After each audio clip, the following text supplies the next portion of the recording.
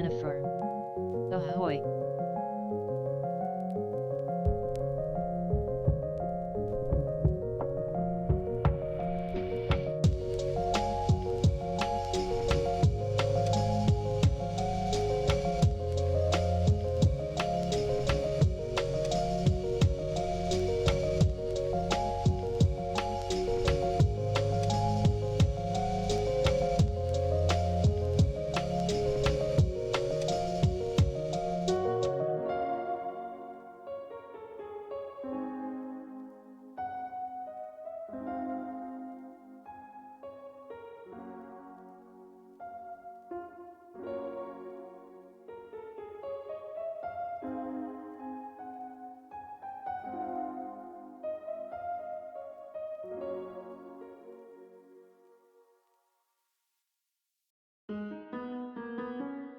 Light_candle. Ahoy!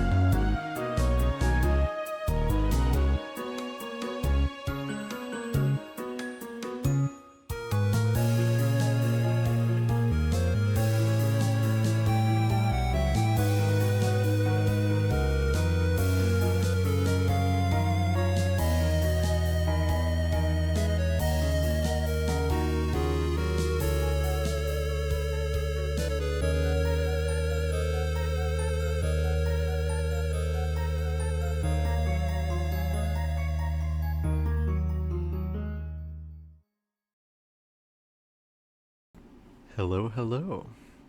Welcome. I hope all is well. How are we doing? I am doing something a little bit different for today's stream versus what I've done in the past. We are going to be revisiting a beautiful game called Sable that I haven't played for a while. All is hot, but well in Denver. Yeah, it's been like over 100 for the last handful of days. I did yesterday after sundown, like around 8:30. I used to drive a Mercury Sable. What a coincidence! That's what this game is about. Hello. And hello, Gigantor. Yeah, I yesterday was able to actually go on a bike ride after the sun went down, and it was very pleasant. And I think maybe biking around made me think about this game. ICKY24. My Missouri Sable. How dare / Missouri. Let's go ahead and let's get into this game because it's just gorgeous. ICKY24. Mercury. ICKY24. Fredia. Fredia, indeed. This game is beautiful. This is like the game I bring up if I'm ever talking about folks or talking to folks about like video games as oh my god, typos. Art. Because it's just so beautifully stylized. Everything from the sound design to like the visuals and kind of the color palette that they use here is just so cool. So here we are in the wastes at night, so we haven't gotten to see the full color palette yet. And I'm riding around on my glider, and this one in particular makes lots of sounds. It's kind of sparkly, So I think before we really venture out here, I'm gonna switch this back to A Brennifer. like the traditional Night palette is pretty. glider design. Yeah, they do such a good job of having like all of the colors here. Here, let me get off the bike so it stops making noise. Um, just like the layers to these rocks, looking out in the distance and seeing these like glowing things, the ship over this way and the ring out there. Like they do such a good job of making everything cohesive, like it all fits together in this world. Oh, the little like puffs of smoke going on in the background as well. ICKY24. Wow, look at that style. Yeah. The balloon there in the background. I think this is a masterclass on um, developing a game world that feels lived in, and also like making these points of interest that just kind of draw you in. For anyone who hasn't seen this game before, it is very light on plot. Basically, the whole idea is you're going around and trying to figure out what type of role you want to carry out in your life, and so you'll try a bunch of different types of jobs, and if you do a decent job at it, then you'll get a mask that you can wear, and that'll help you determine like what job you really want to do. So there's a lot of kind of free exploration and encouraging you to just kind of go out into the world and see what happens. They didn't really layer it too heavily with plot, though there are lots of really compelling characters to run into. It's really more about just experiencing it all. This part is just kind of one matte color. This is like the glider that we start the game with.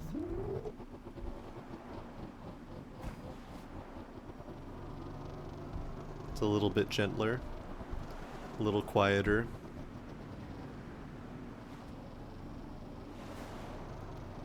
I like the kind of fins that dig into the sand every so often. As the sun is rising here, there's one thing that I definitely want to accomplish during this stream. There's actually like a new bit of content that came out for the game recently, and it should be accessible kind of right around here.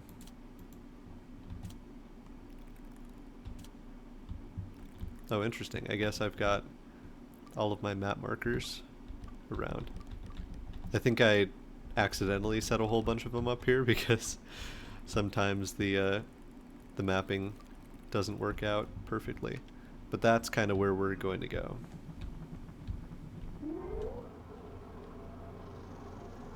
I think this glider is definitely something I'm going to design on stream today. It's so simple.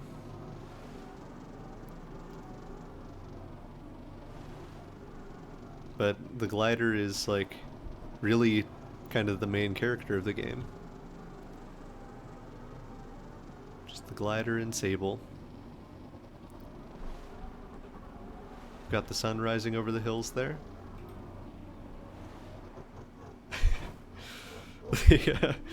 The calm here is kind of punctuated by me doing a really bad job getting to this place we're trying to get to. You'll be able to see just all of this really rich color showing up. Oh, it's so good.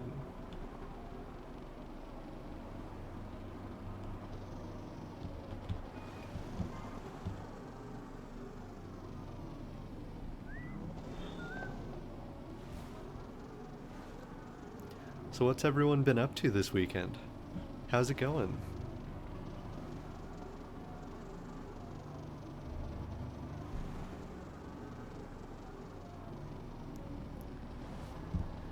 I took my fuzzy little cactus boy on a walk, on a bike ride.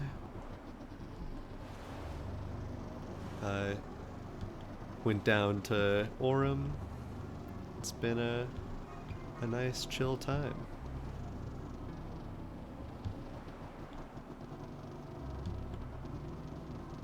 Let's see. The update said that there was something kind of right outside from here. A Brennifer. Not too much this weekend. That's a good way to be.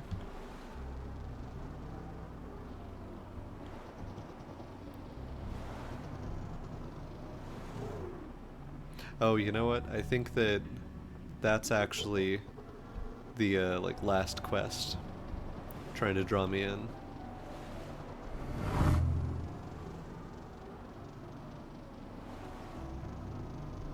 But there should be someone new just kind of right out here.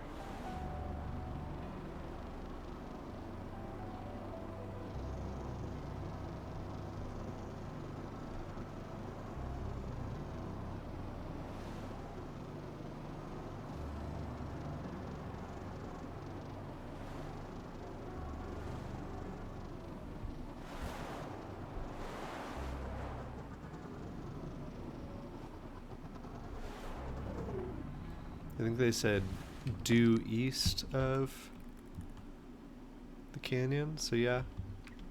Should be kind of up in this area. I'll look back at the post if I need to.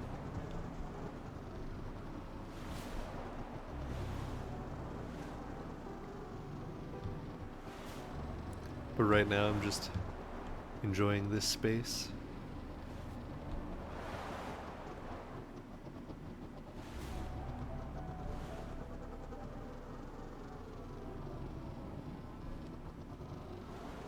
Let's see, can I get myself up there?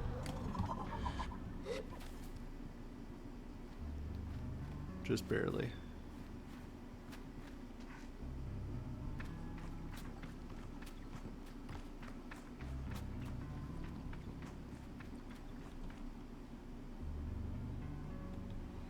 I wonder if maybe at that tower I could run into somebody, because I know that's one of the areas you usually go to very early on in the game.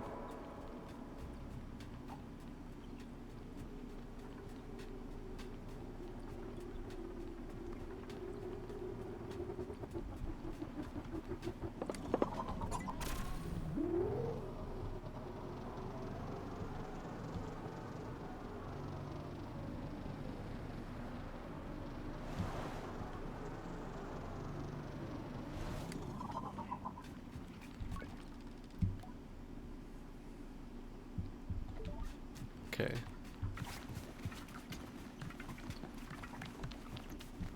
We'll check up here, see who we run into.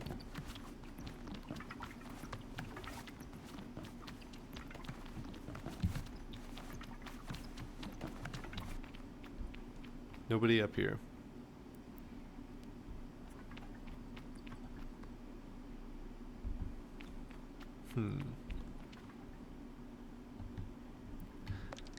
Let's see, so the Ewer is to the east.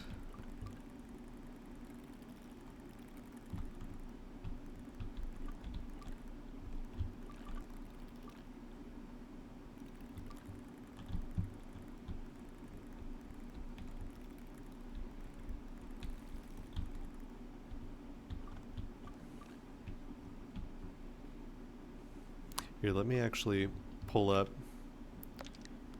the post where they were talking about this. Okay.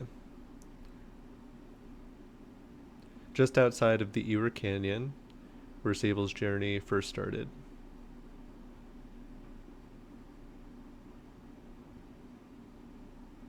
Okay, so there's an angler hut.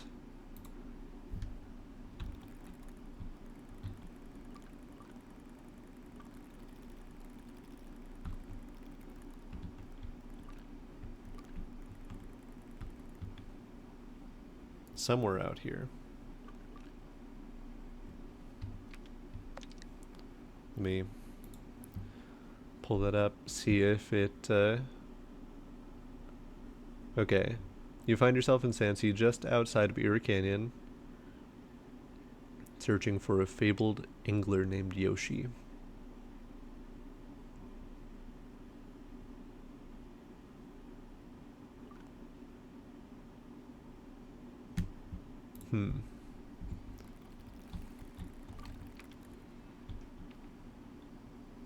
Alright, let's go back down south a little bit.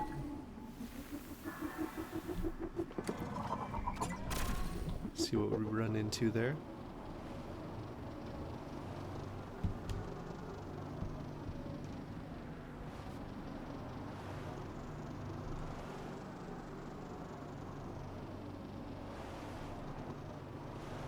It seems like that kind of larger sand ship is the thing that I should be looking for. Because here's the opening to the canyon.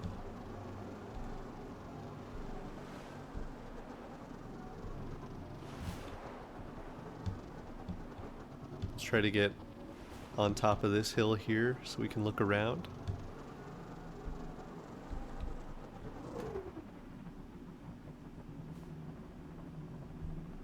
Is that it over there?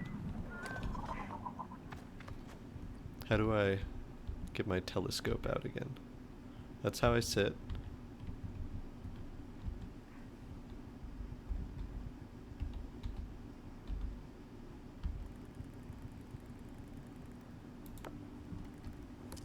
Okay, so let's see if that's something I've seen before out there.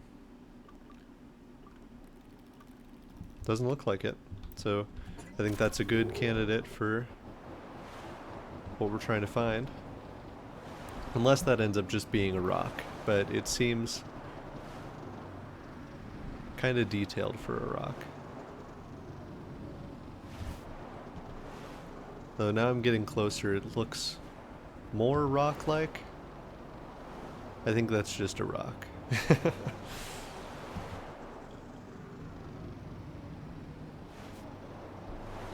Yep. I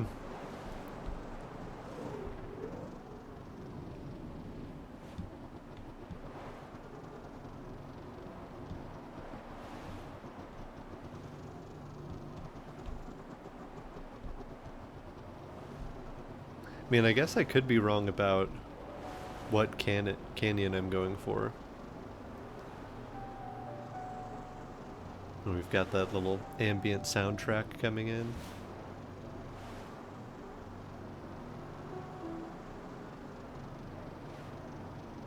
Keeping an eye out over the horizon.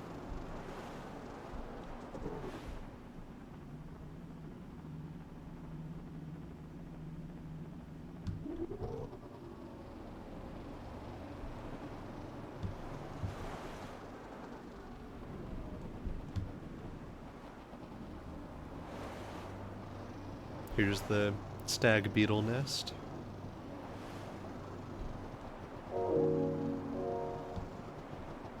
Ooh, that was a fun sound.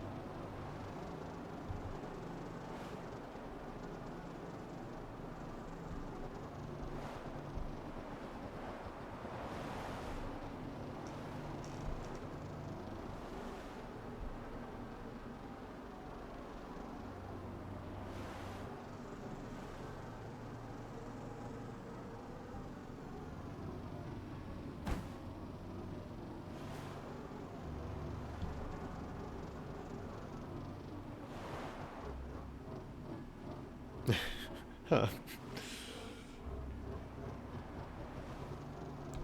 Just popped an endo there for a little while. Oh, hey, that looks promising. Dead ahead.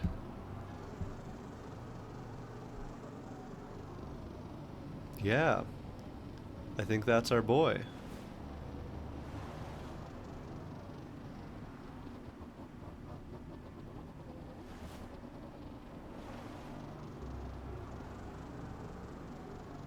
This is a game that I would love to see the art book for.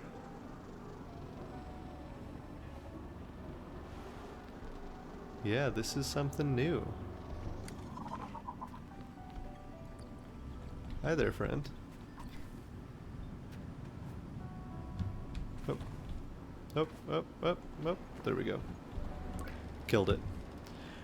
More than once, Simoon has slowed over a dune without my asking, or taken an unexpected but gentle curve around an invisible something, and I've wondered if she's drawing from memory of a time before. Simoon is the glider hanging out in the background there. But lately, I've wondered if she's tuning into another different flow altogether, the movement of fish as they swim beneath the sands. I approach the angler with this in mind, and think how interesting it must be to find one's calling in fishing, and reaching out for things one cannot see. Might even teach me some patience. Hello there, glider. What can I do for you? What do I want to talk about? I'd like to learn to fish? The angler nods.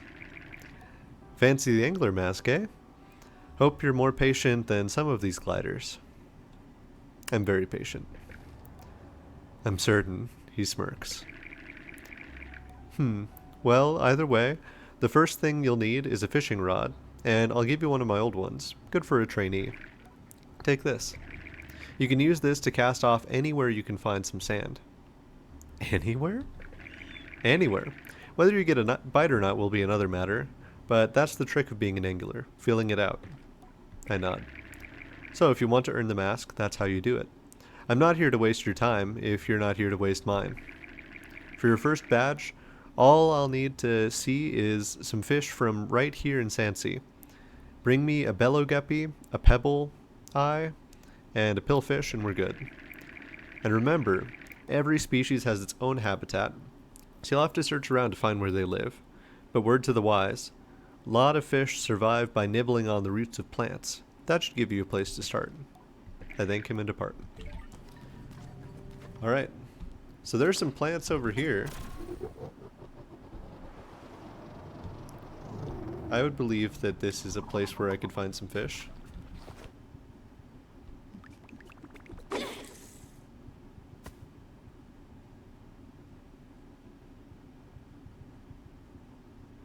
It really is just kind of another excuse to like look at these backgrounds, which I will gladly take. Oh, how do I? Oh, okay.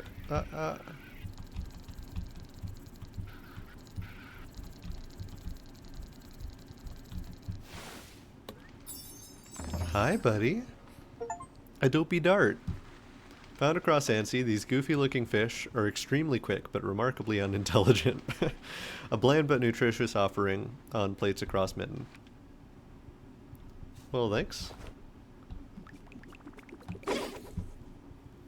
Let's catch some more. I do like the fish designs also. Oh. I thought I... Nope, nope, I don't want to sit.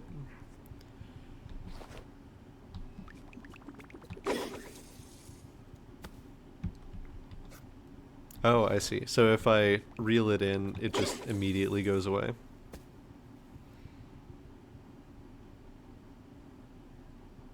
That fish showed up pretty quickly, though.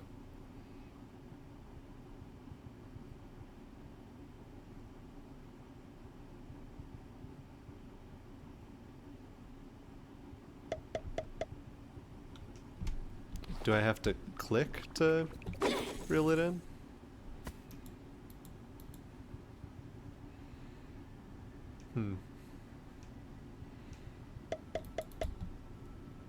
Okay, what's going on there?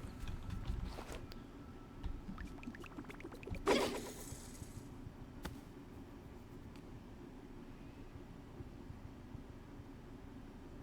don't remember what I did the first time. Okay. Clicking worked that time. Another dopey dart.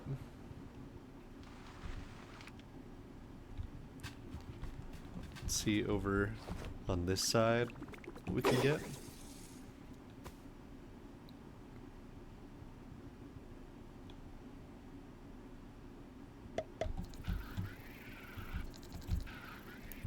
This is definitely behaving somewhat differently.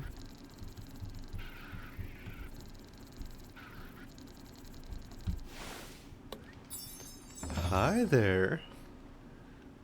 Well, look at this cutie. The bellow guppy. Oh, I didn't read its description. What's up with this bellow guppy?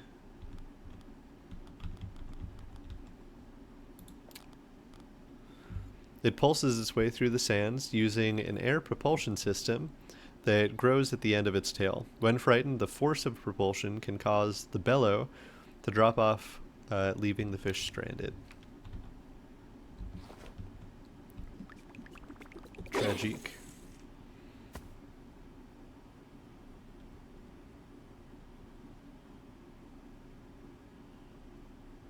I wonder if maybe we see different fish at night. This is behaving like a bellow guppy if I've ever seen one.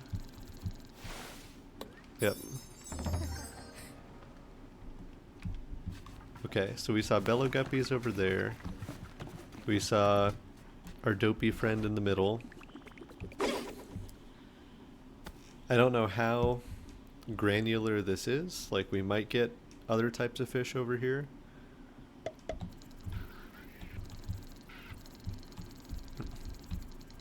This is behaving like the first friend. Yeah. The dopey dart. Let's see if we can find another good fishing spot. We're looking for a lot of plants.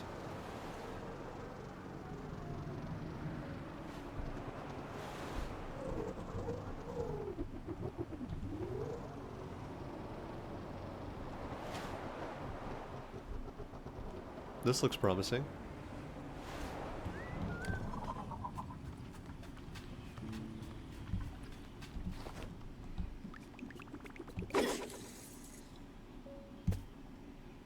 In so many games, the fishing minigame is meant to, like,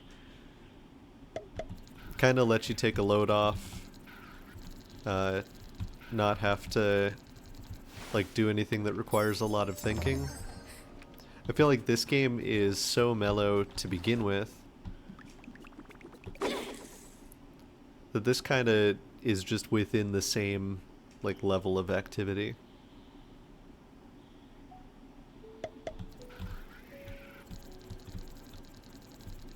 This is another bellow friend.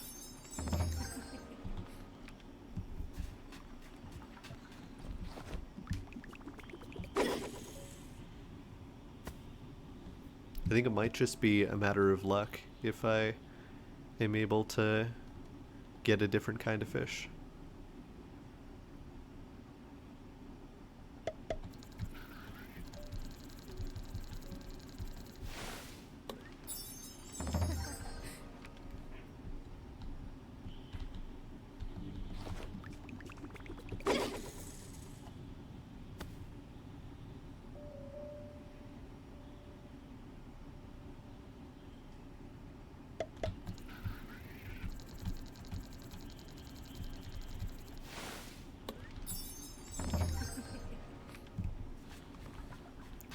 Let's try another spot.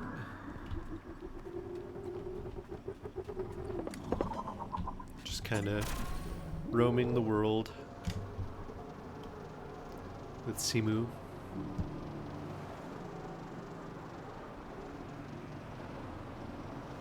Gotta remember where ye old boat is. How about over here?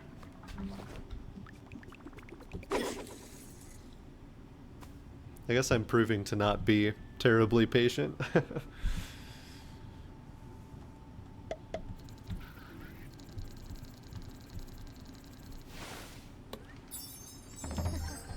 ICKY24. This is very reminiscent of that One Love, Death and Robots episode. I don't know if I've seen the specific episode you're talking about, but I do love that show.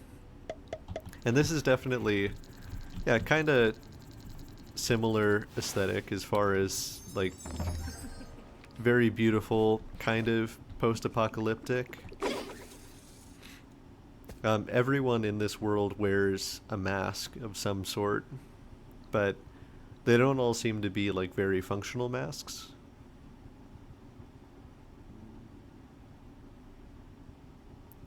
There are some ruins that you can find throughout the world that talk a little bit about like what happened ICKY24. here. Do you remember the one on the ship with the crab? Crazy daisies. I don't know if I saw that. Um, I saw like most of season one, and not too much past that.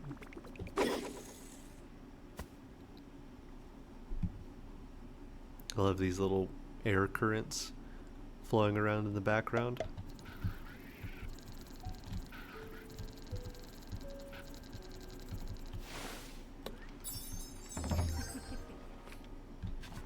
I do like that at least the two fish I have encountered so far have kind of their own behaviors.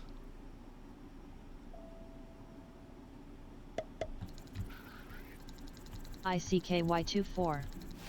Ooh. Terrifying. David Fincher directed it. Ooh. Fight Club. The film 7.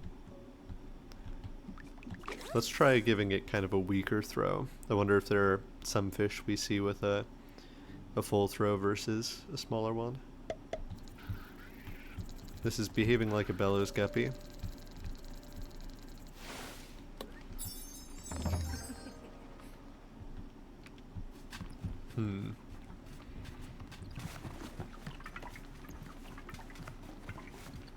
Let's go back to the fisherman and see if he has any advice for finding other types of fish out here. ICKY24. The episode is called Bad Traveling. Okay. We'll have to look it up after this.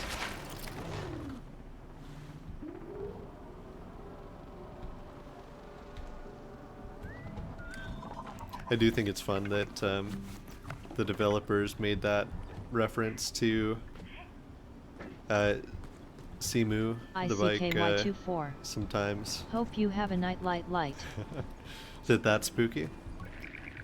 But they made a reference to how the bike sometimes is just very finicky.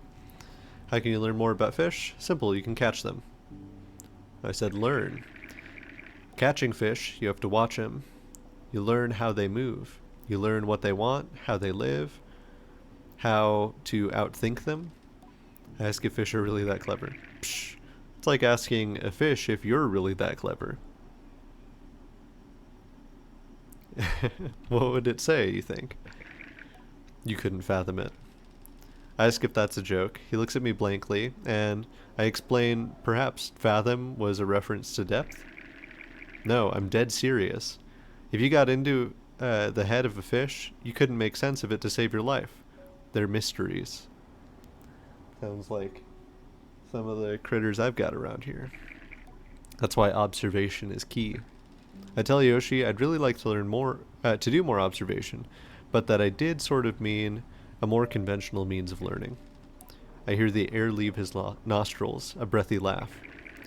You know what's funny? You remind me of somebody, which I'm sure you get quite a lot, given your whole... He gestures to me and I wait. What's he gonna say? Given my what? You know, thing. Anyhow, you remind me of an old student of mine, Cassie. He laughs. Poor girl couldn't catch a fish to save her life, but the passion, she loved them. Just because she was so keen, I kept her on long enough to give her a course in fishing, and even took her on a trip to try catching butterflies, see if it might be easier. Was it? No, but I saw she had a real knack for research. That was what she really liked. And I told her, just do that. Last I heard, she was working on getting something set up in the Wash. Research center or something. Good for her, I say. Proud. You ever see her on your travels, tell her Yoshi says hello. I love those little asides. Let's cast off of this boat.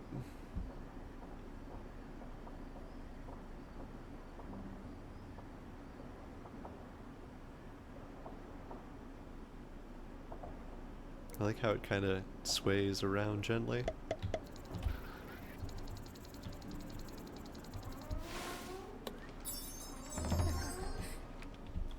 Here, let's get on top of these boxes so I can see a bit better what I'm doing. Okay, that's pretty far out there.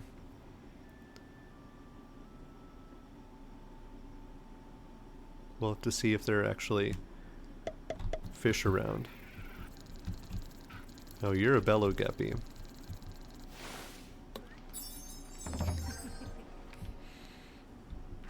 I'm gonna try this little patch again.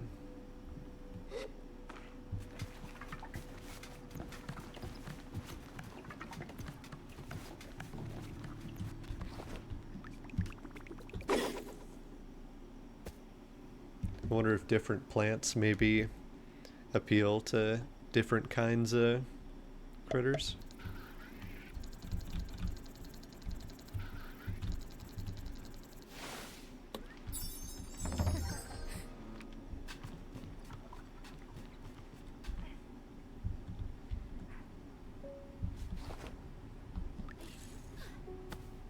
Just right here.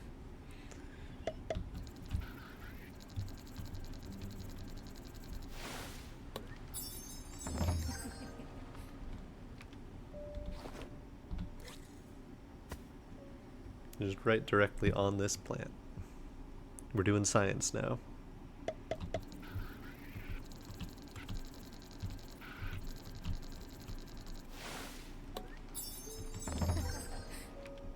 I wonder if the third type of fish is just very rare.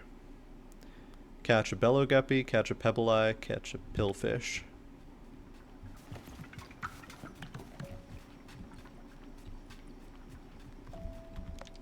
And he said that pretty much all of them would be in this region. Okay, now the angler hut is somewhere I can fast travel to. So let's go up here to one of the crashed ships and see if maybe up further away there's different kinds of things we'll encounter. There's some plants right here.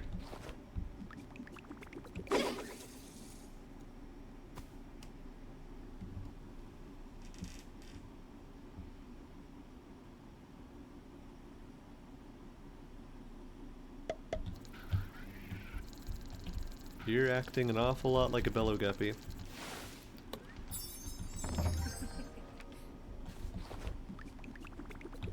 I do like how Sable like giggles a little bit catching a fish. ICKY24. Dang nice call. They all have like pretty distinct motions on the little fish bar.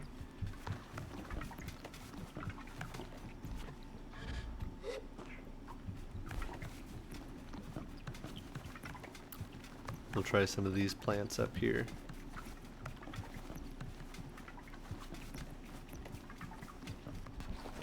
ICKY24. You ever play Animals Crossings? Yes, I during the pandemic played a ton of, was it New Horizons? Was that the Switch Animal Crossing? It was a good time.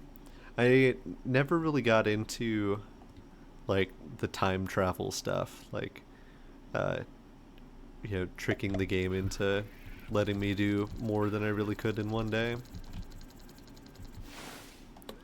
And I actually saw a little discussion of that recently. An essayist who used to work for Polygon, the video game magazine, was talking about how a lot of Nintendo games seem to have these like inconvenient aspects to them that are actually like kind of totally by design. You know, like having to Oh gosh, what was it, the thing that she brought up? This was Jenna. I'm forgetting her last name at the moment. Was like the dance that Hetsu ICKY24. does. Um, Interesting. Please elab if you can. yeah. Um, so Hetsu, the big dude with the maracas, every time you want to increase the size of your inventory, does this animation with this little dance. And there are lots of animations like that in Breath of the Wild and Tears of the Kingdom. There's lots of like converting stuff from Nook Miles to uh, regular money in uh, Animal Crossing. Mario, I'm just less familiar with, but I think they also have some kind of intentionally inconvenient things. And Jenna's argument was that it all kind of goes back to, like the warnings that you see on Wii Sports, where it's like, hey, might be time to take a break. Um, Nintendo seems to very intentionally develop their games to be played for like brief bursts of time. ICKY24. Exploits. Yeah, yeah. The claim was like the games are kind of intentionally inconvenient so that people don't sit down and play them all day every day.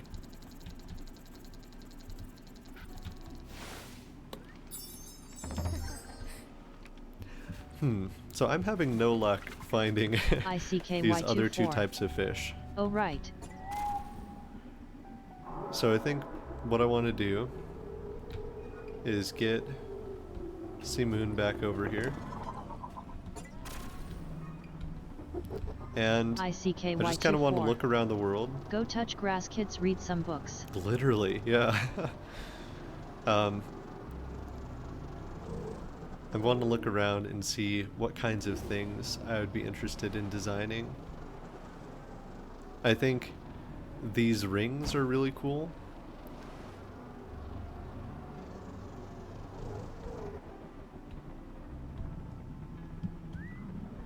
I like the kind of sparkly stuff going on with them. Can I remember how to do this? Haha, yes. Okay. I've got this set up in a mode that just lets me do little snips of things. So we can go around the world and find the things that I want to design and capture them.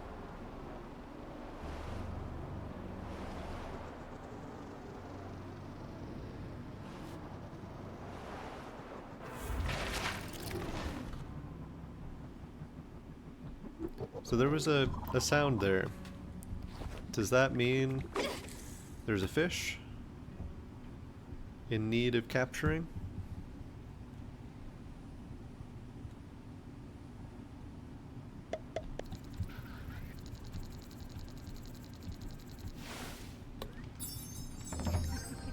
I don't know. It was making a sound like it was kind of something special. It's hard to say.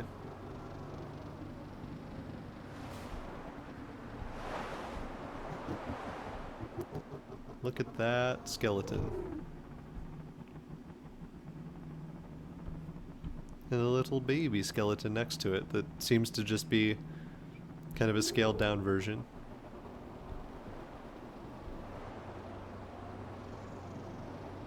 Let's see. Where do I want to go?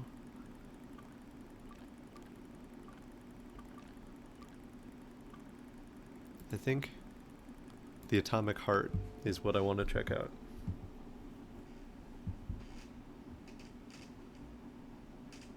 Because this is where we get to some of the like ancient technology.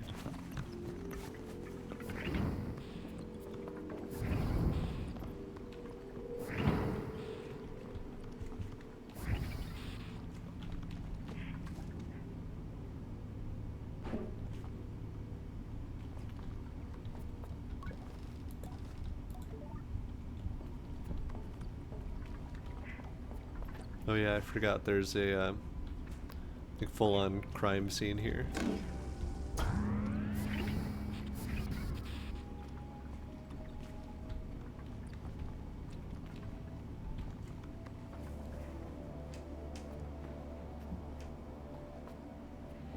Might also be fun to try and design some of these masks. This mask that I'm wearing right now is from like going around and uncovering kind of what the ancient technology is about. But there are a bunch of other masks that have neat designs. The cartographer's mask is very fun. Very goofy. I like the climbing mask. This is, I think, probably my favorite mask in the game. The mechanists. I think this mask actually, yeah, it flutters. Like it's just straight up a beetle on my face.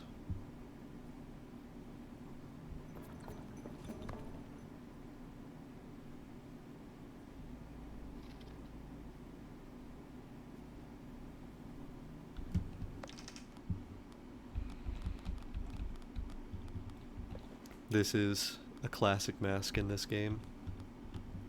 This is like the mask that you're given right at the start.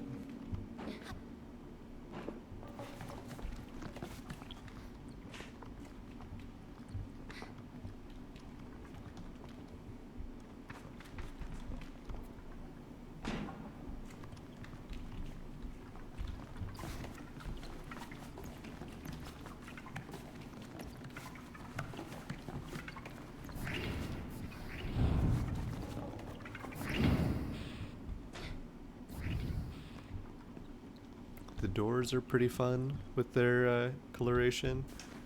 I should get some reference of Simoon here.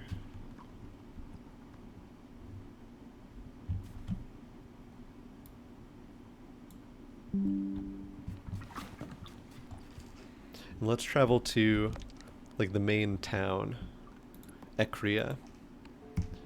Because there are lots of cool characters down here, just living their lives. I love how bright the colors are inside this town.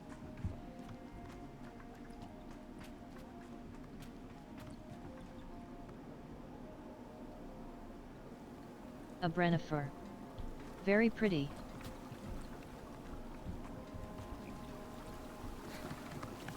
Hi, friend. A courier will always find work. Iria's deliveries might have slowed down again, but all the other business is back up and running. You go.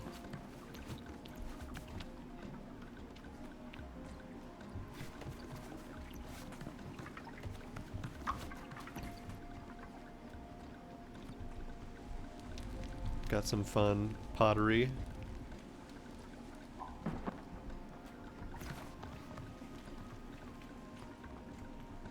Some beautiful like rugs and carpets.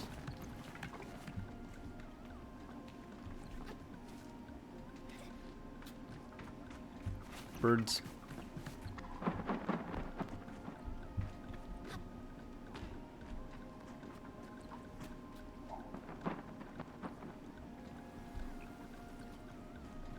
There's a whole sub-quest, or not even sub-quest, it's a quest where you're going around this town as the Shade of Ekria. You get to be like basically Batman.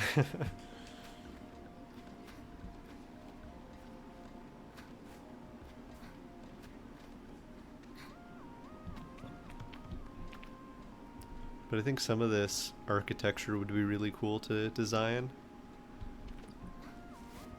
You know, there's lots of blockiness, but these very bright roofs.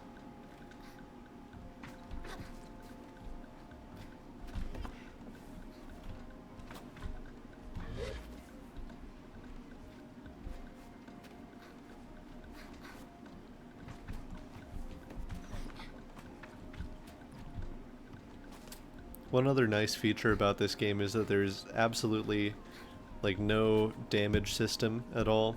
Like it's meant to be completely peaceful.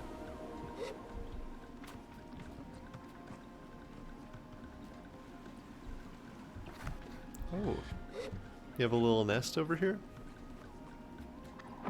Bird friends? It's my nest now. This is where I go. A Brennifer. Ha.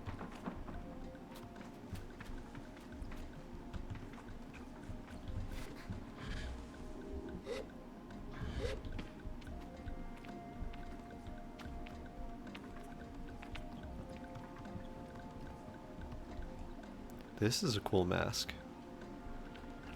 There are chickens.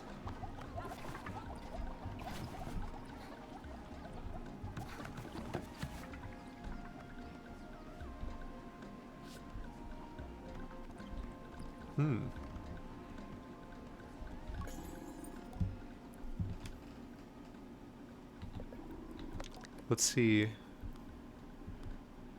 Oh, I guess there's some stuff that I have not yet acquired.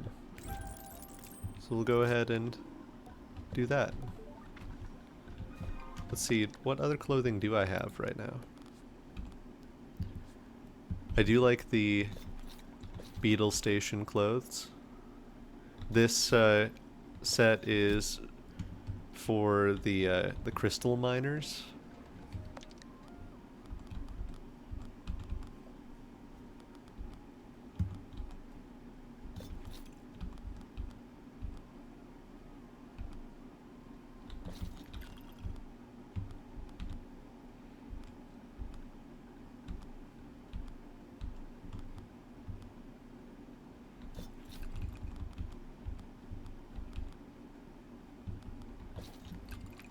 Yeah, let's go with a classic look here. Full Ibexi. I think I want to recreate like the pattern that's on this bridge here.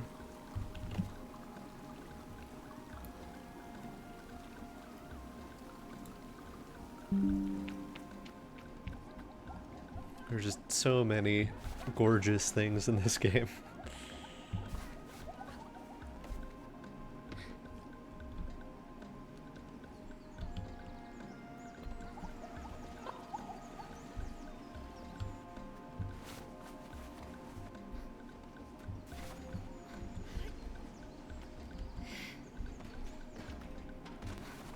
Oh yeah, here's where this machinist lives. I guess they don't have extra bike parts for me. We could look at the parts that I do have.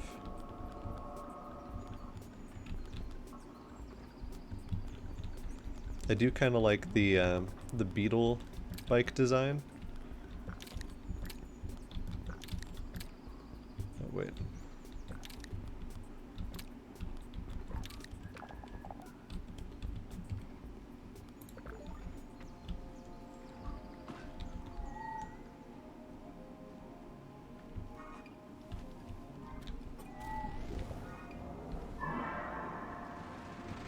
This bike ends up being very slow, but just look at those leggies go.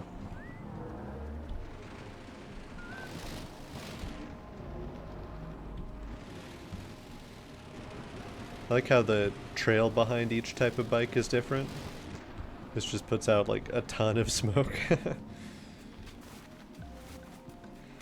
Now let's go back inside here because it looks like there was some cool stuff going on this machinist's desk.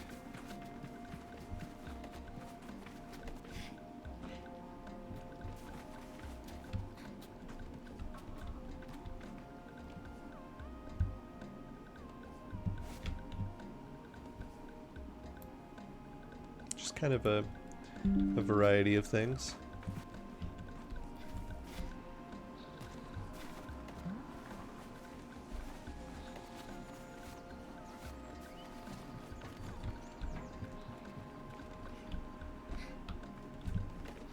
I think I've got a decent bit to go off of now. I'm just looking for kind of one last thing to tie this all together. And I think I know where I'm gonna find it. Let's go down to the Crystal Plateau.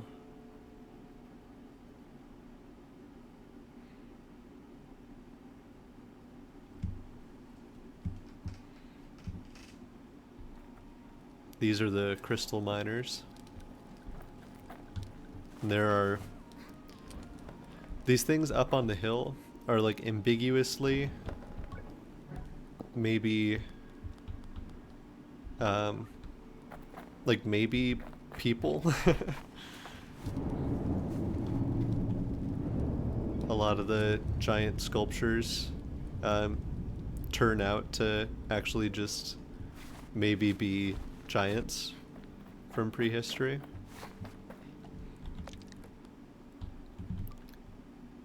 But actually, I think the place I want to go is here.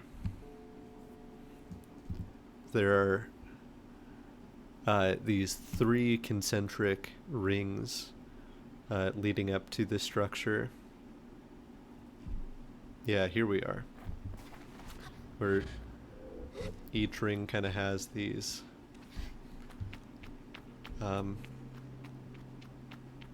like hallways and corridors built into it.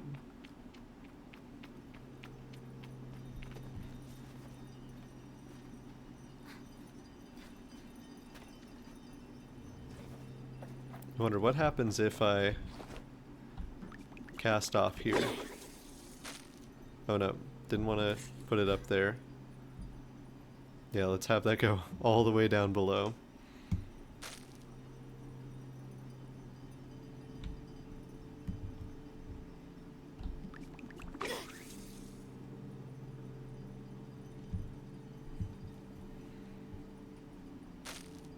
Okay, it doesn't like trying to fish at that distance, which is fair.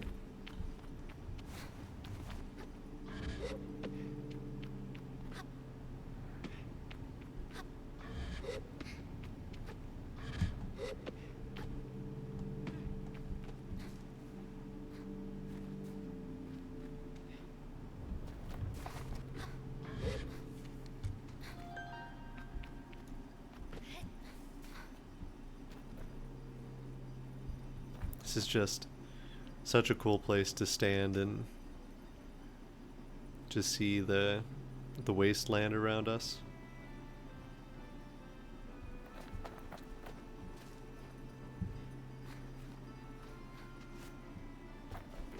We've got the cartographer's song going on up here.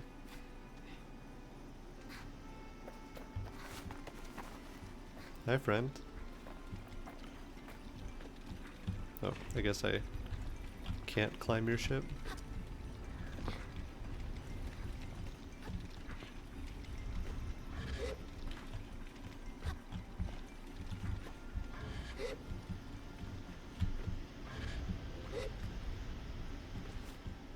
Okay.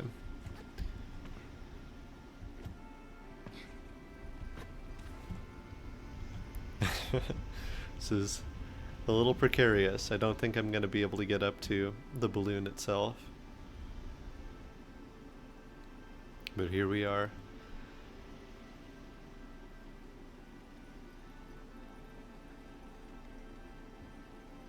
Love these sparkly crystal friends.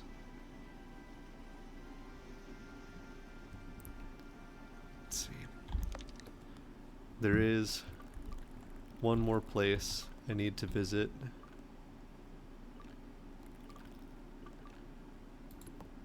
I'm actually gonna travel to it from the angler hut because approaching this area is very cool.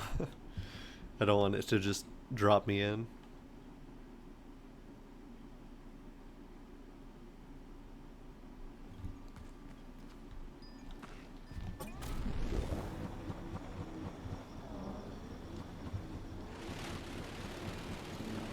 You can see the like pink glowing thing off on the horizon.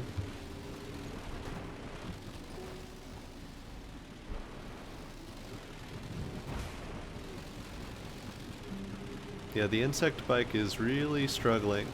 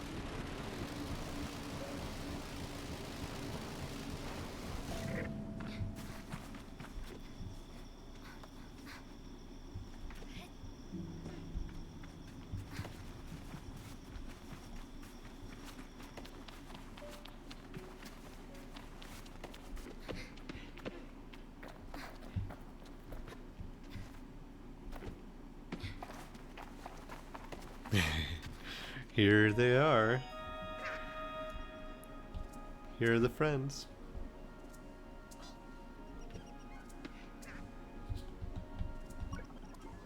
Do you have any more eggs for me, Sable? Yes. I have at least one egg.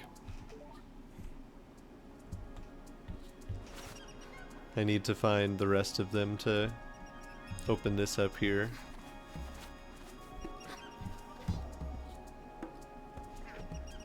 But look at these adorable little friends. Doing their little dance.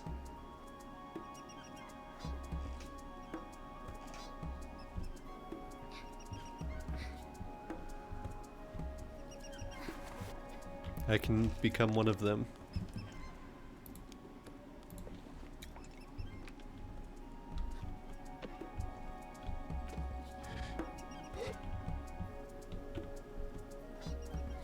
There we go.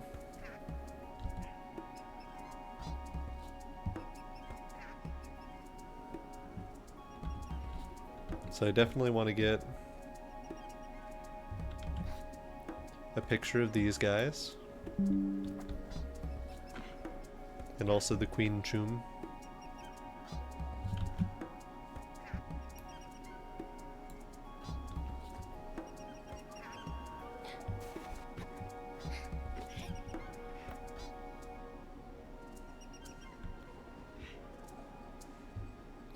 And I think I've got enough to work with for phase 2 of this stream, which is the actual design section.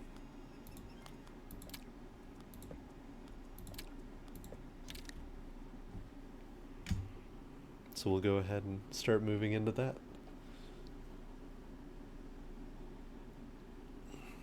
It's so nice to revisit a game like this. It's kind of like picking up a book that you read at like a different portion of your life.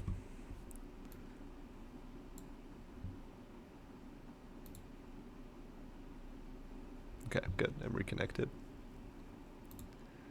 So let's figure out what's going on.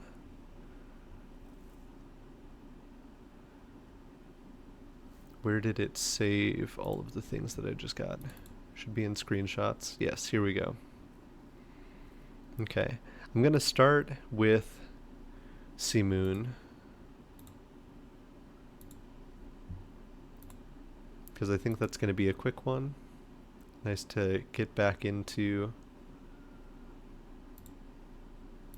some design with that.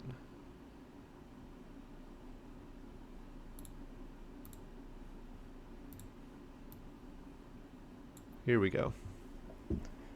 And let's get some tunes up while we do this, why don't we?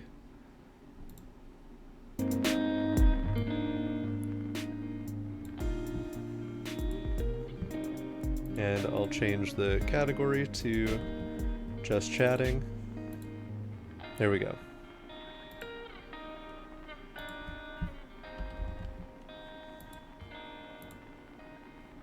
Okay, all of that should be updated now. Let's build ourselves a glider. Gonna go from the side view here. A lot of this I'm going to be able to do with just a nice cylinder.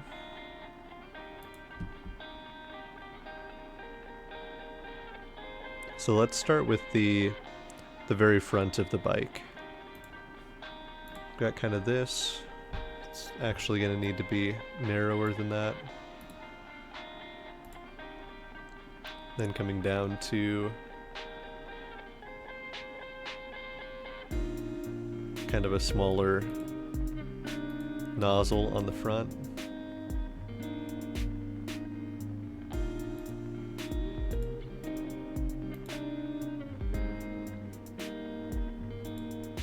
Something like that.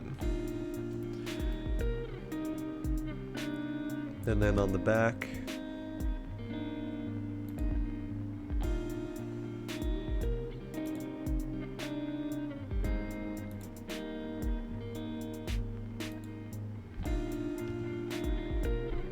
this is gonna look goofy for a second here, but what I should be able to do is just take this,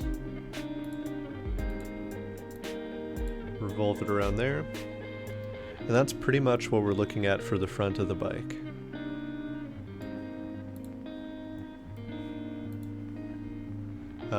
Of course, connected to that, we're gonna have this big clear cylinder. Goes out about the same length as the front of the bike.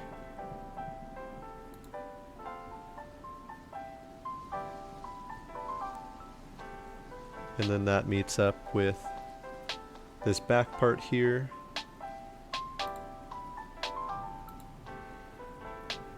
And this part kind of flares out a little bit up here at the top.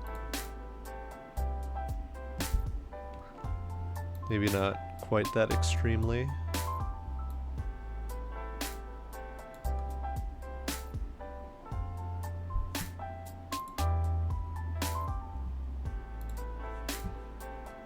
Let's go ahead and revolve this. This is going to be a new piece. Oh no, not an extrude. A revolve.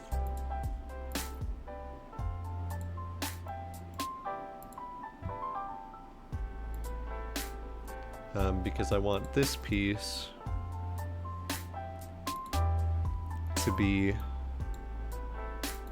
pretty much transparent. Yeah, and that length is looking good. And I want to revolve this. I need to make this piece longer.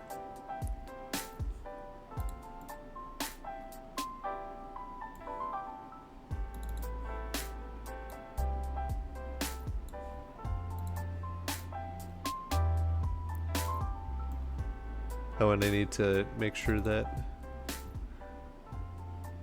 this little thing is included. There we go.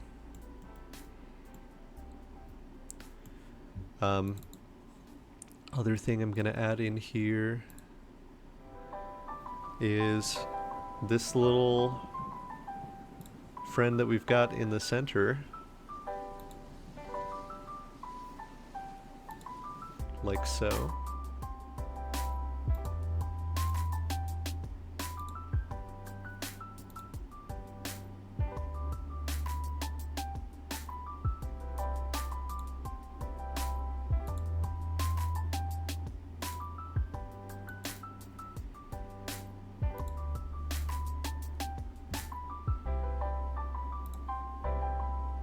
Oh, it's not going to let me access it while that part's visible. Okay.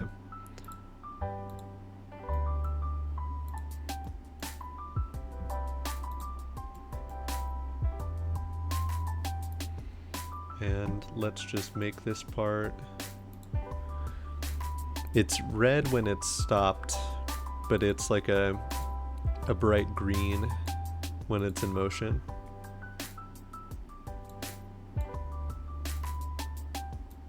It's a little earthier than that.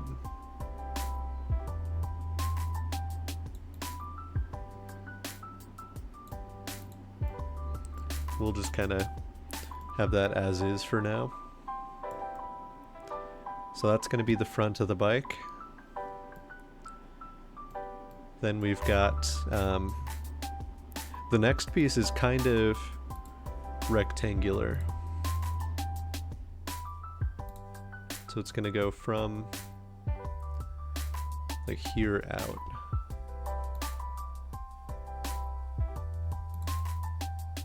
It's interesting that sometimes it will let me reference this geometry and other times it will not. But I can at least get this in very close, so I don't have too much overlap.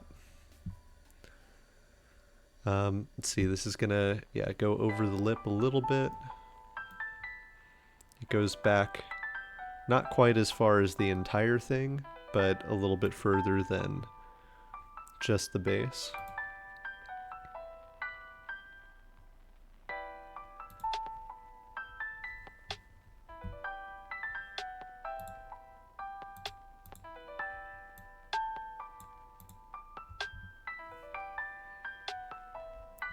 We've got the kind of chassis here.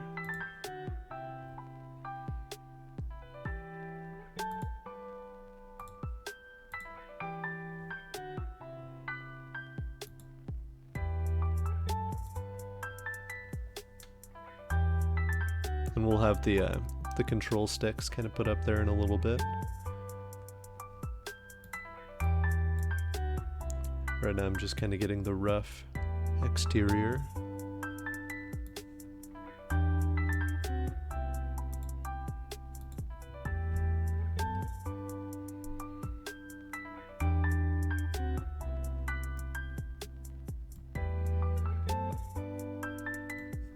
Let's see kind of what this rough shape feels like.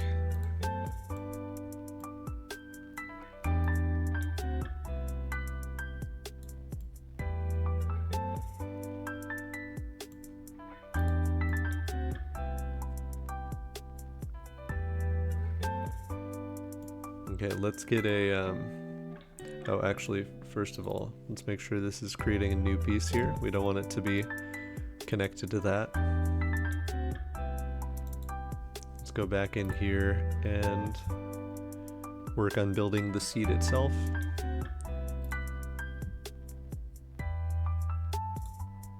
Oh, nope, not a circle. 3-point arc.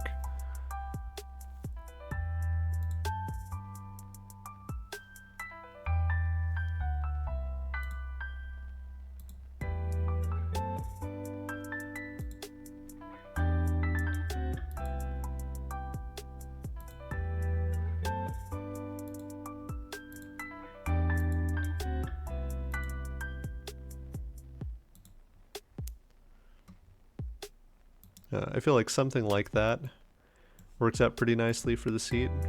And what I'm going to do is extrude this out symmetrically again, create a new piece, have it be a little bit smaller, and then I actually want to try to shell this out. A Brennifer. Did you print out the coins you made a couple of weeks ago? Oh, I have not printed them out yet, actually. I should do that.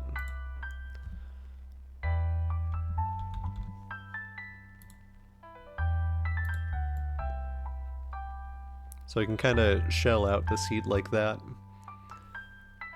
I think that looks pretty nice.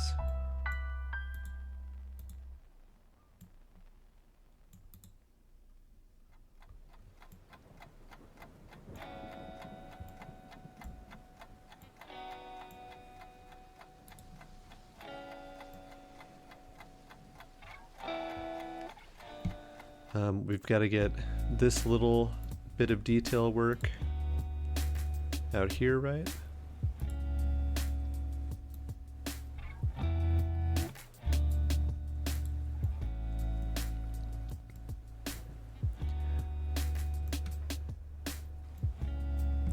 And then the wings coming off of this are going to be interesting because they're at kind of such a weird angle. Let me think about how I want to do that.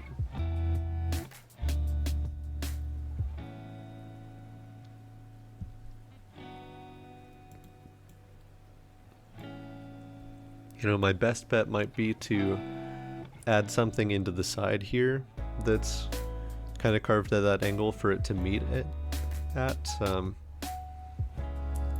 let's actually, from this front view here, I want to create a sketch on this piece.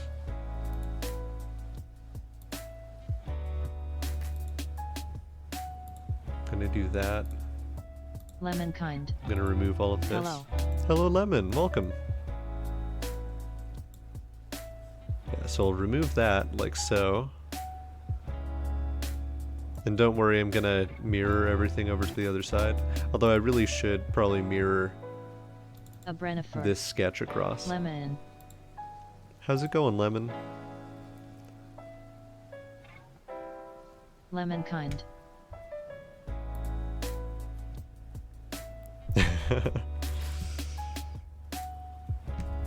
Lemon. Lemon kind. Going all right. Nice. You have been posting some really tasty looking food recently.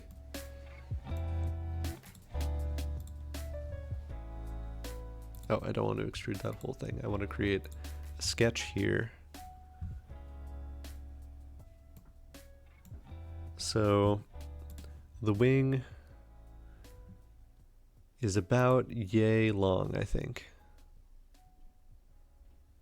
It actually kind of goes out further.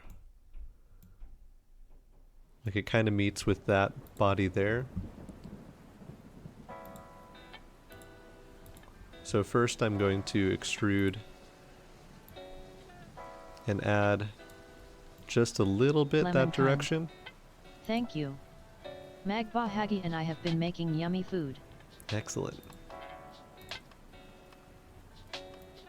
And then this I'm going to kind of carve down to the correct wing shape. They're actually pretty long relative to the body of this thing, so I think that's going to be a good amount of stuff to work with.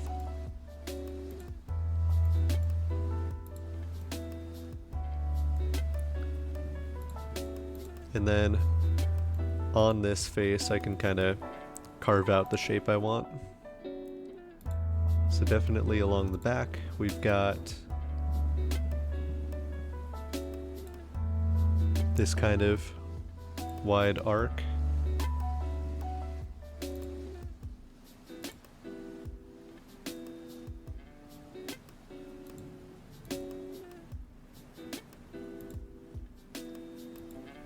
I think that's pretty much what we're looking at. I could maybe soften it a little bit back here. But yeah, that's a good wing shape.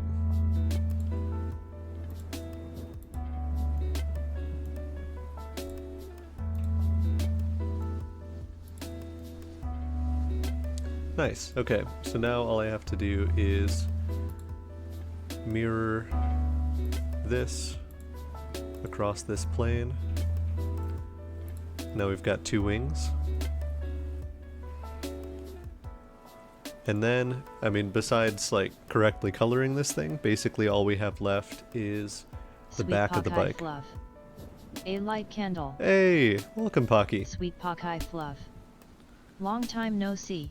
Yeah, it's been a while. I've checked out a couple of your streams recently. It's been cool to see you jumping back into some, I don't know, it feels weird to call it like older Pokemon stuff, because it's like X and Y. Sweet Pockeye Fluff. But Chai. it's fun stuff. Right now Sweet I Pockeye am... Fluff.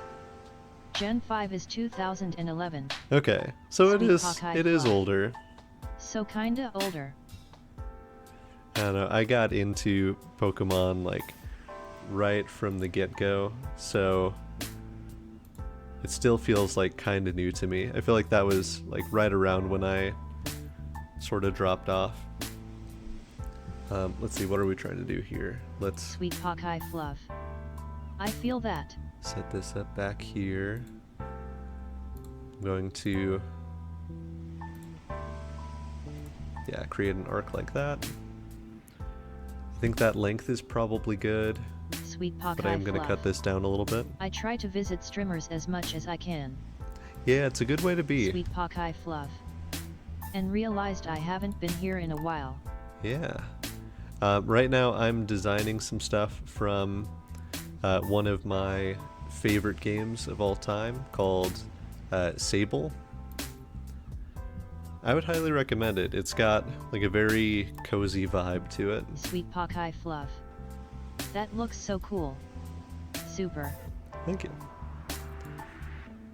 Let's see, I think that's going to be a good shape. Let's take that. Yeah, that's good.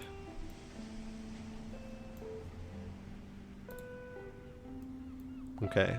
So, oh, even the like angle is pretty good there compared to my reference. I need to add the Sweet Pokai steering fluff. devices up here. Gotcha 20 gasp.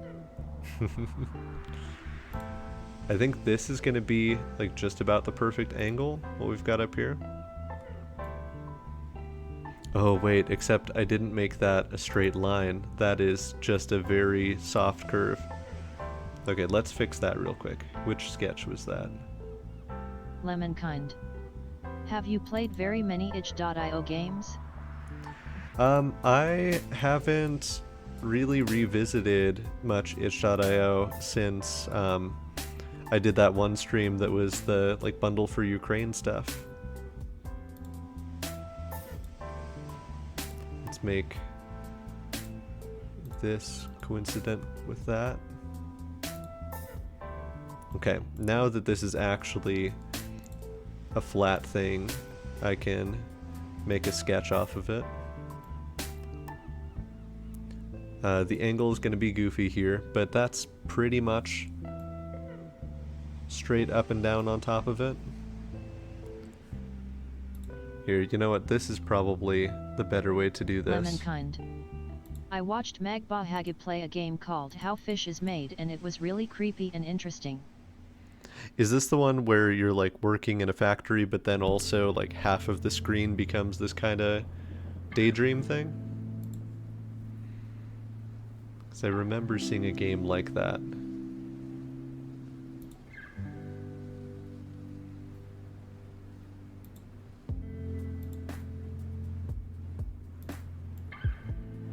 Let's see, this needs to be longer. It's hard to get a sense of like what the scale needs to be here. Let's actually shorten this so that I can use it in a revolution. Lemonkind. It's a game where you play as a fish out of water but you're alive. Oh, that is spooky. So I don't need that to extrude that far.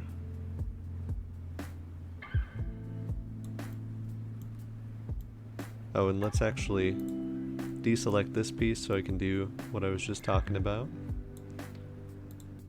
Make this symmetric. That's pretty good. This does need to be a new piece so that I can just change the color easier. And then I can revolve this about that axis.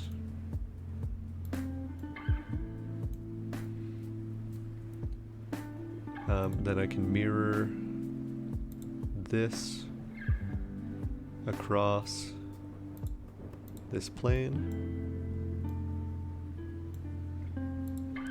These aren't the most exciting little doodads I've ever seen, but they're pretty good.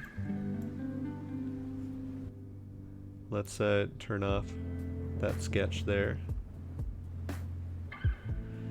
Okay, let's focus on recoloring things. So the seat itself, yeah, is kind of that brownish. And there are lots of different color palettes that you can use. So I'm gonna say all of those are kind of that same dark brown.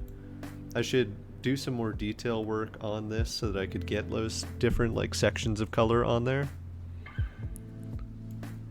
But for now I can say this piece and this piece and this piece are all going to be kind of that darker gray, maybe a little bit lighter. And then yeah, let's do some sketching. Oh, nope. Some sketching on this face so that we can really add in all of those little details.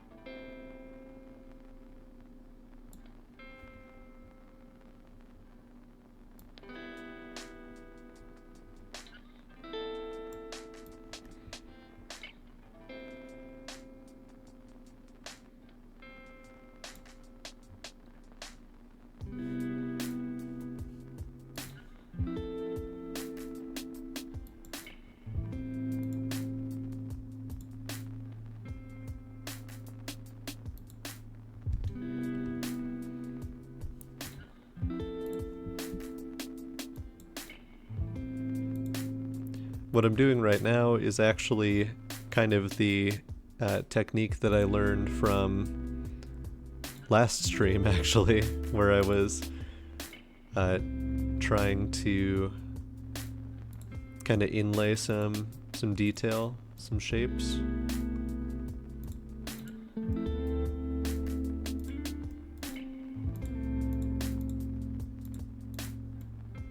So all of this I actually want to remove with a merge scope of just this piece and a depth pretty shallow. Just about that much should be plenty. So what that allows me to do is select some of these different faces and just change the appearance of those faces directly.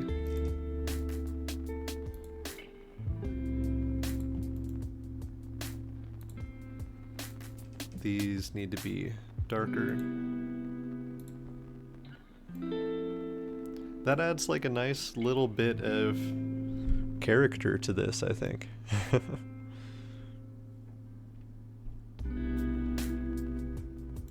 I should have maybe gotten some more reference angles on this, but I think this is pretty much Simoon the glider. We just need to not look at this side. There's I mean, so many different kinds of glider designs, but this is kind of the classic. And we can even like kind of simulate what different color palettes would do to this. You know, just change these to look however we want. Oh, I do like this kind of very deep purple. Of course, we forgot the other side there.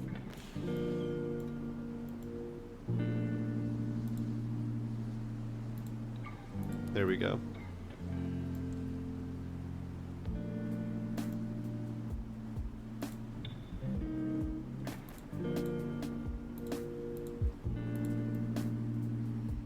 How does this look without shading or without edges? Kind of weird, especially since the game is so edge heavy.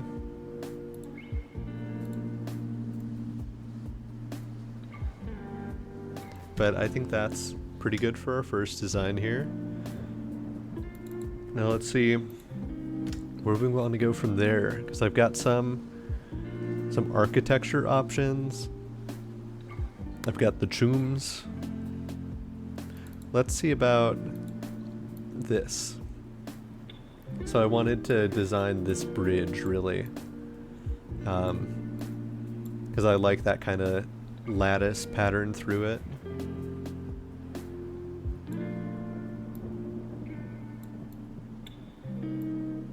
So let's start with like the bulk of this bridge.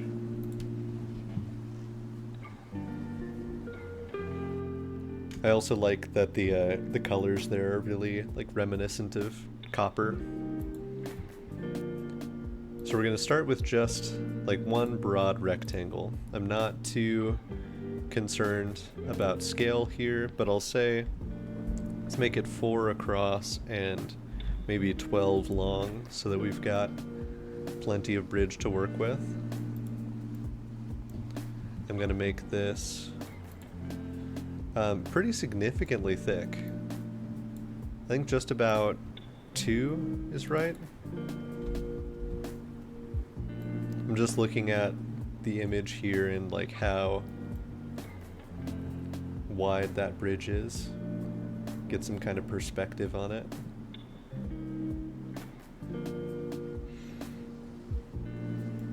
Let's call it like 1.5, just to be safe. Wouldn't want to do anything drastic here. Let's also make a couple of these pillars.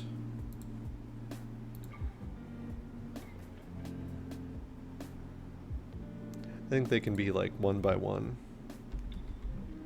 The pillars aren't really the main ingredient here.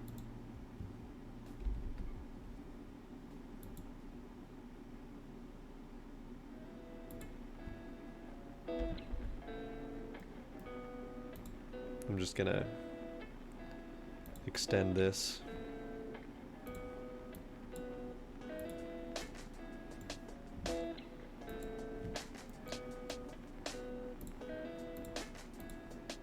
So all these pillars need to go symmetrically,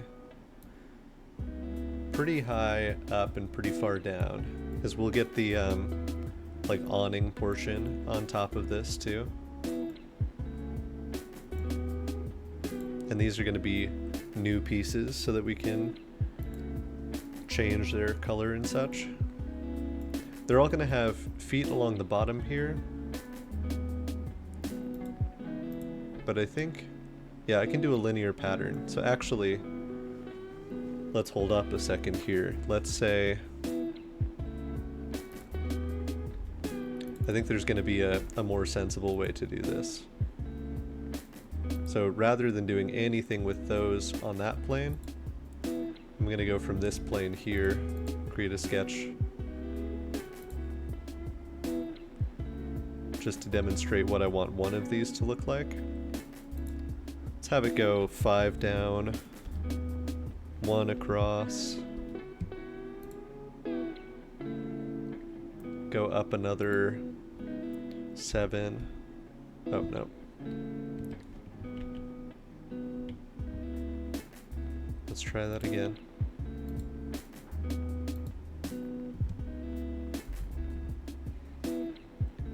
And then it kind of arcs over the center of the bridge here.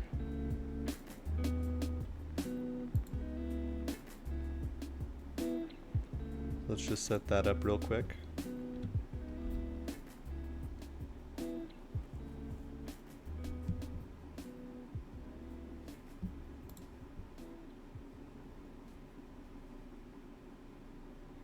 I think I might want to do one of these.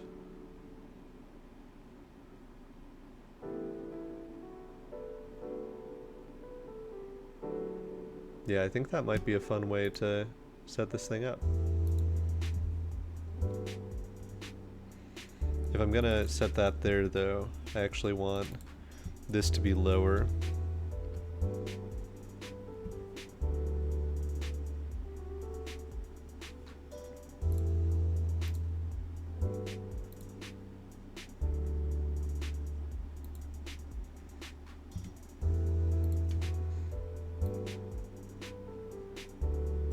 Okay, let's get rid of all of these extra bits.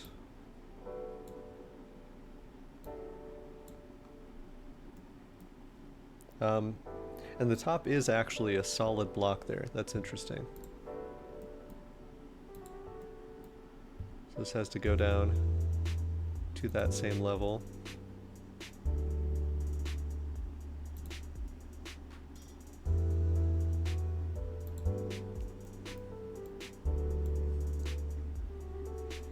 Okay, so all of that was to allow me to do this.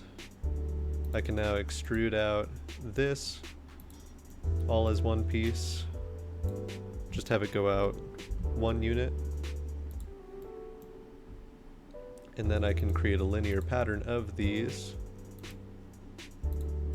going in this direction. I want to have 3 of them, and I want them to be 6 apart. Yes. It's a small thing, but that's going to make it a lot easier to like make any tweaks to the geometry that I want to later.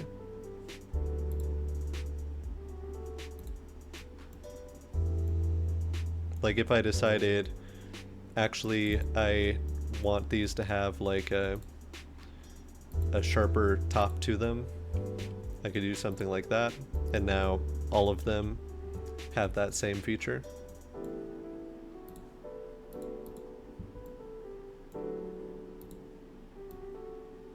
Oh, that's even kind of the right color.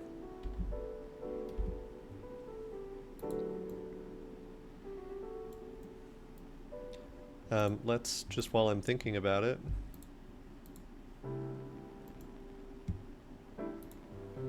change these all to that kind of sandy orange. That's pretty close, actually. And then this should be kind of paler. Something like that. We'll get the like shapes and such on the bottom there eventually too.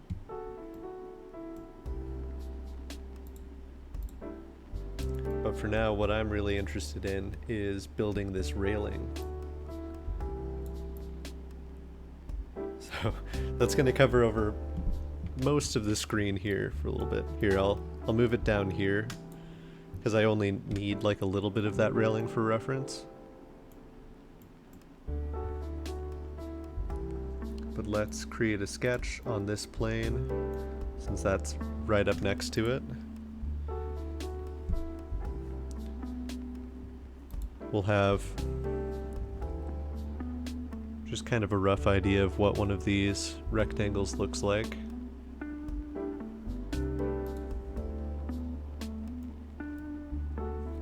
If I do it like this, then I can just create 3 of these.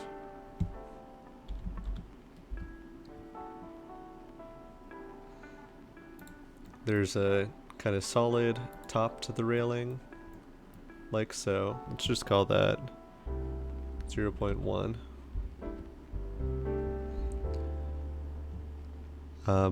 Does the railing ever have a break in it? Not really. The pattern just consistently repeats, and it's made out of all of these little squares.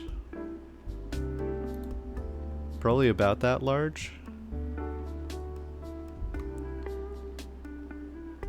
Let's see, so how much space do I have here? 1.4. So I could divide that into 7 things that are 0.2 across.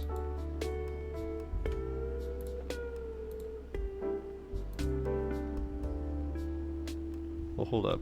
I didn't mean to do that. I meant to measure these out to be 0.2 by 0.2.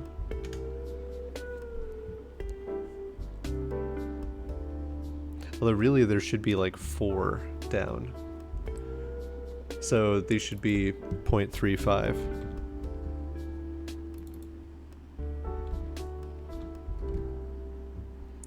Okay. The more work I put into this one, the less I'm gonna have to do later. So, what does one of these patterns look like? It looks like a lot of those rectangles on the inside there aren't actually connected to anything, which is kind of cool.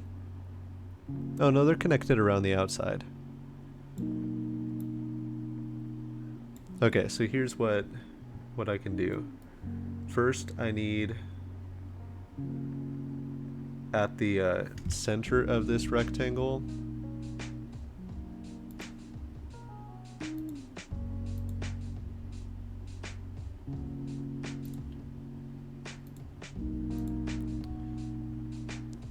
I need to create another rectangle.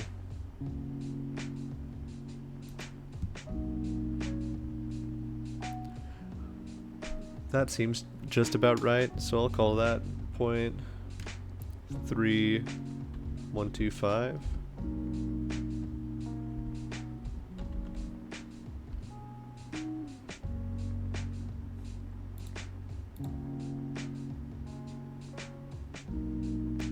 And then I need to have my triangles set up in this.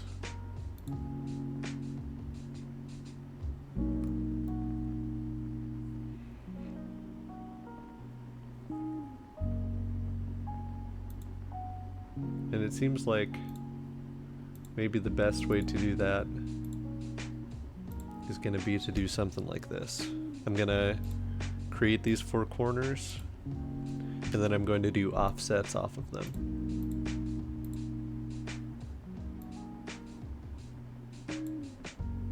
Oh, are these not touching? Interesting.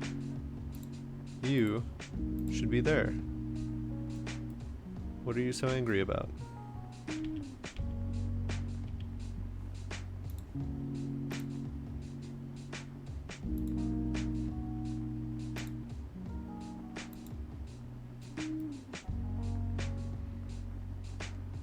Okay, now can I?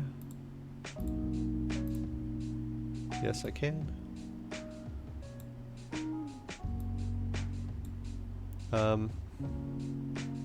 0.02 looks pretty good.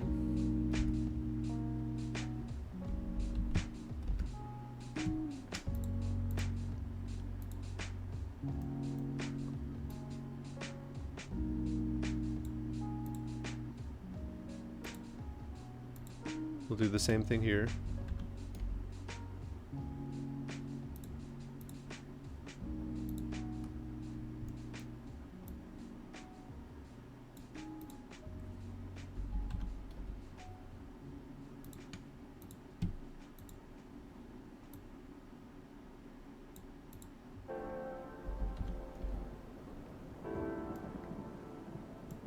Okay. Let's simplify this pattern as much as we can.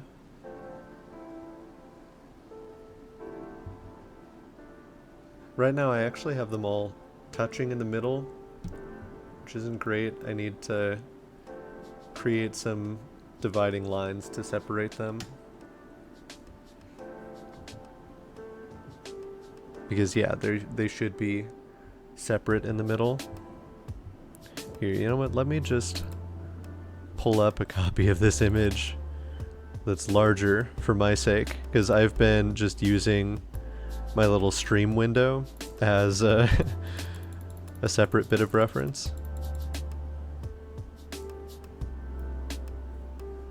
Okay, yeah, so I want each of these to be... no.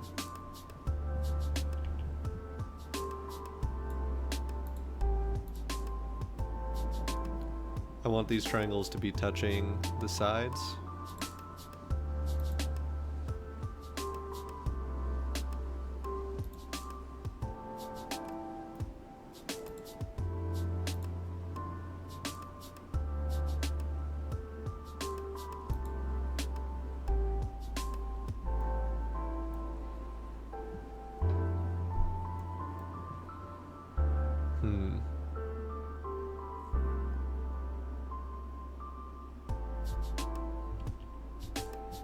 Here, I think there's gonna be an easier way to do this.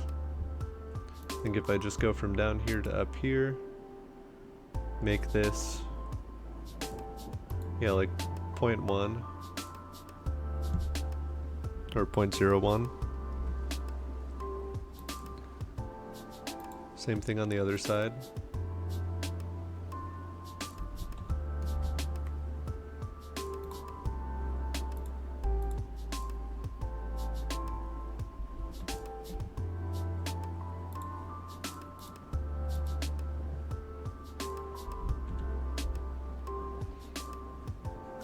So now what I want to do is trim away just kind of all these messy internals.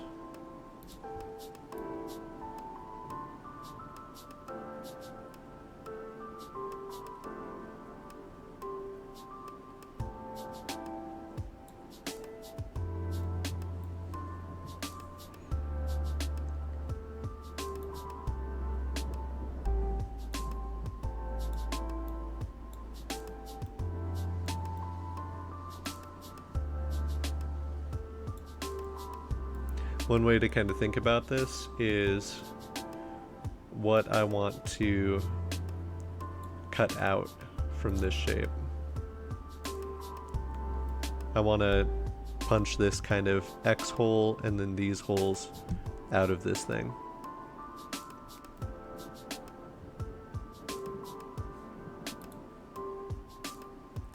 So let's try it with just this one for now and see what this shape is going to look like.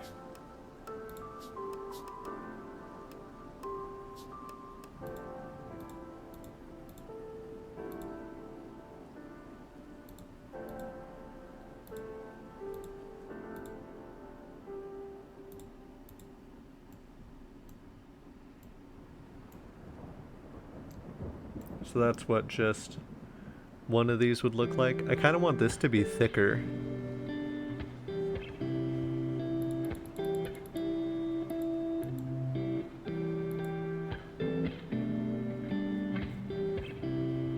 Yeah, I think I want those triangles to be thicker.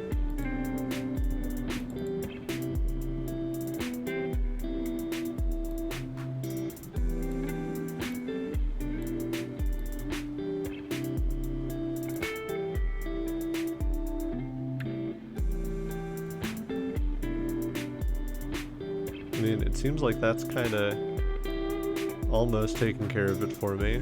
It's a very goofy roundabout way to get where I want to go. And now it's just fully broken.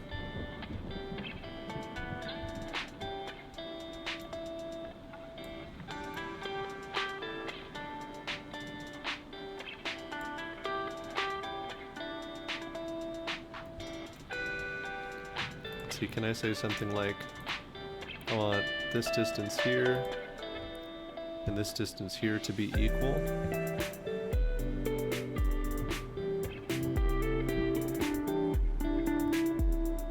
Here, let me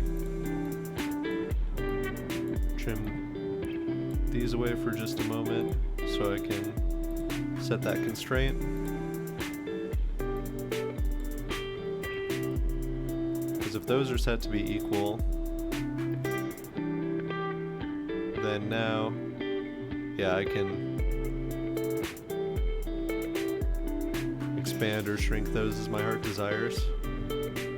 That feels better to me.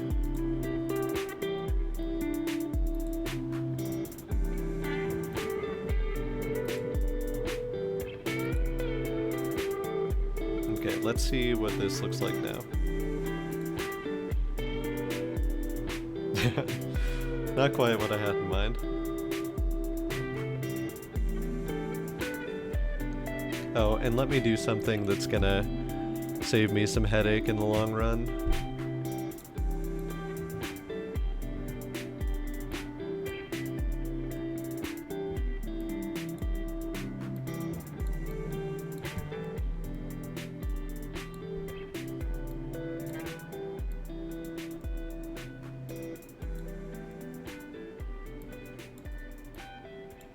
So now I should be able to select the whole shape that I want as one piece. Should be able to say just extrude this.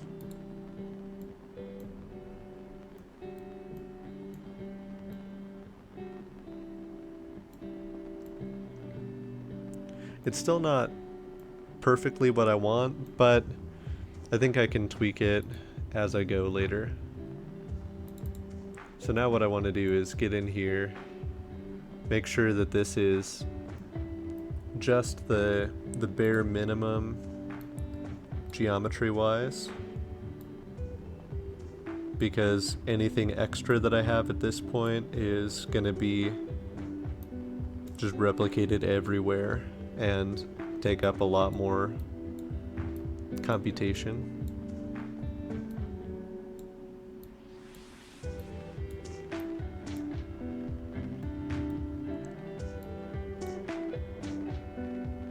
Okay, that's looking good.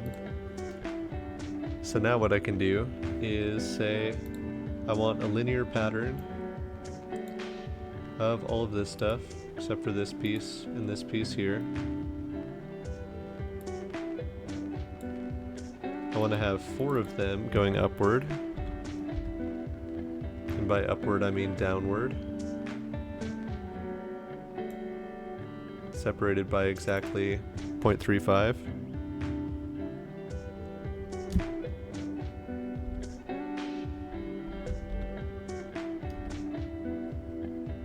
And then across this way, they should also be separated by 0.35 so that they all just tessellate perfectly. And if this whole distance is 7, I want 20 of these? Yes.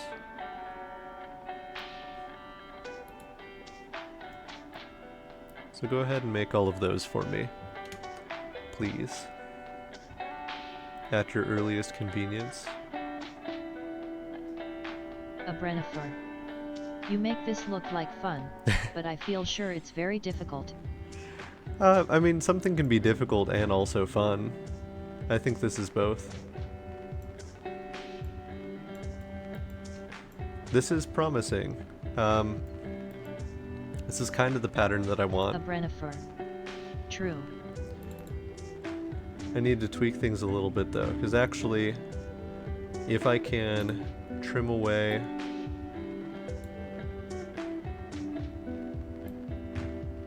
the bottom and the side from all of these,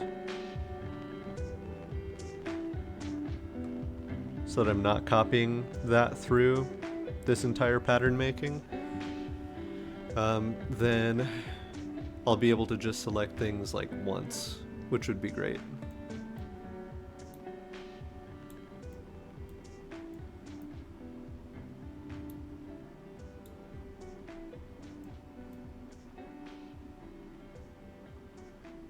It's angry at me for something that's going on here.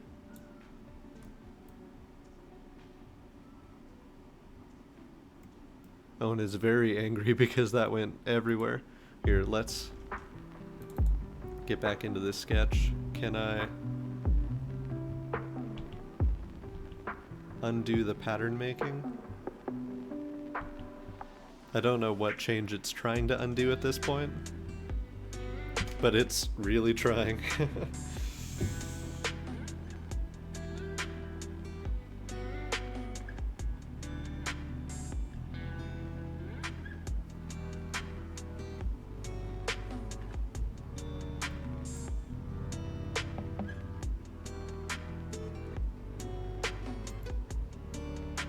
This is kind of interesting how the pattern changes as I scroll away from it versus scrolling in. Here, what I should be able to do is just select some aspect of this pattern and delete it. Or maybe say, I just want this going over like 2 and 3.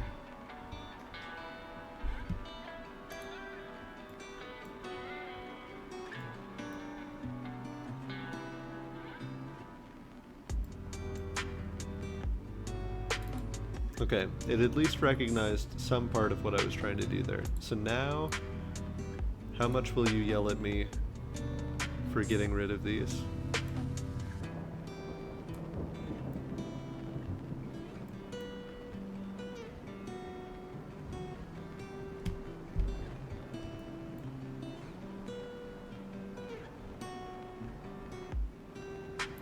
Here, just give me 1 of this, so that I can tweak this shape with impunity. So I've cut open the side up there. I just need to not select that top bit.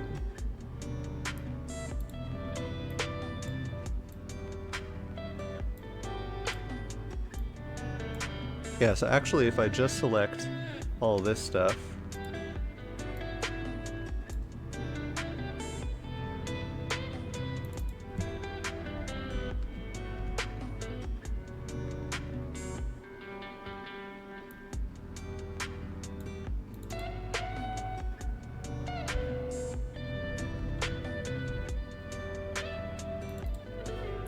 then this is gonna save me so much headache.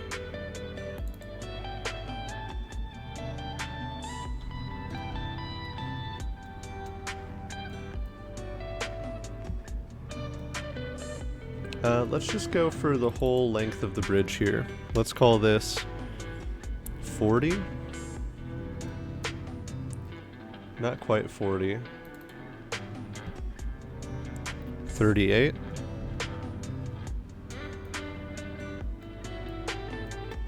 Let's call it 36 because we can hide whatever extra stuff we've got behind that pillar. Okay, that's good. This pattern would create too much geometry. You're killing me. No such thing as too much geometry. Are you saying I need to simplify my pattern?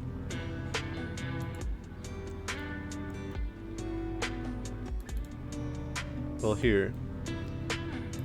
I can simplify this a little bit.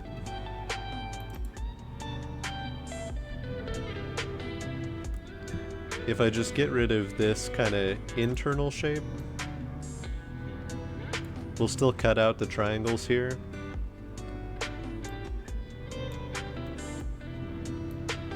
But that's going to cut down quite a lot on the geometric strain on this whole thing. Okay. This is my final offer. Take it or leave it. We're taking this. Sending it out that way 36 times.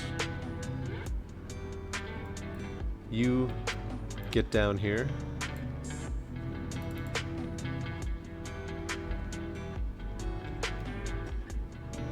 We're making 4 of these. Okay.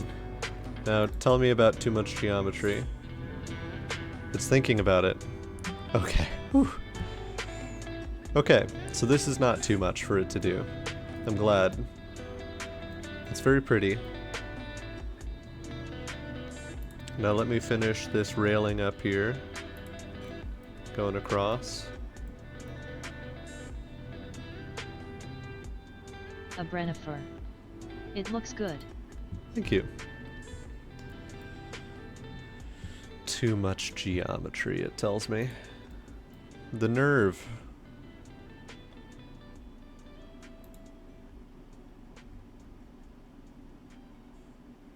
I'll be the one to say when there's too much geometry.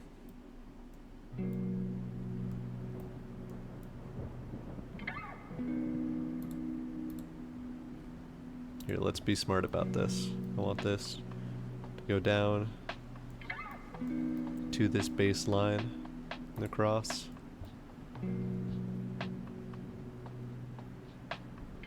Now I can get rid of this goofy thing that I've done. It's really, really struggling. I don't know if I'm pretty sure it's not affecting like the frame rate of my stream at all, but it's really chugging along. This line I can just straight up get rid of. A Brennifer. Stream looks fine. Okay, thank you. Okay, I got rid of that line, I think. So, let's put this thing to the test. What I want to do is make an extrusion of all of that. We're gonna flip it around. Oh boy. I only need this to be like 0.1 thick.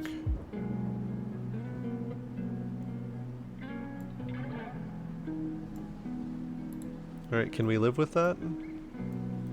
Yeah, we can live with that. Let's go ahead and make this that nice kind of coppery. Oh yeah. Oh, that's good to look at. I do need to fix the railing over here though. There we go. Oh, that's nice.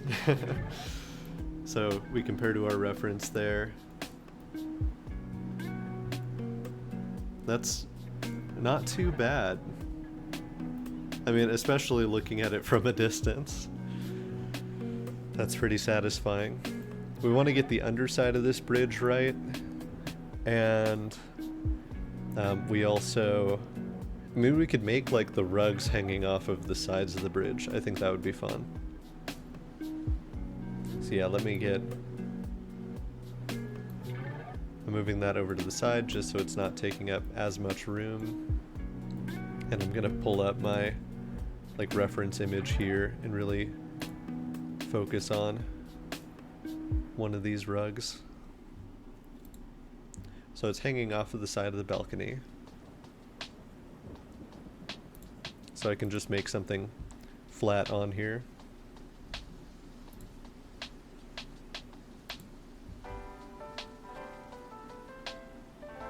They hang down a decent bit. So I think like right there is good. And I can just kind of make some patterns on this. I'm not too worried about accuracy. I'm gonna mirror everything at the end here.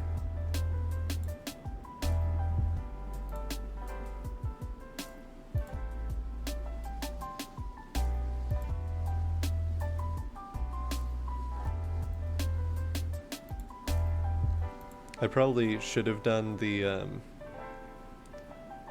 gate here at the end. In fact, I might just... yeah, let me suppress that so it's not trying to render that every step that I take here.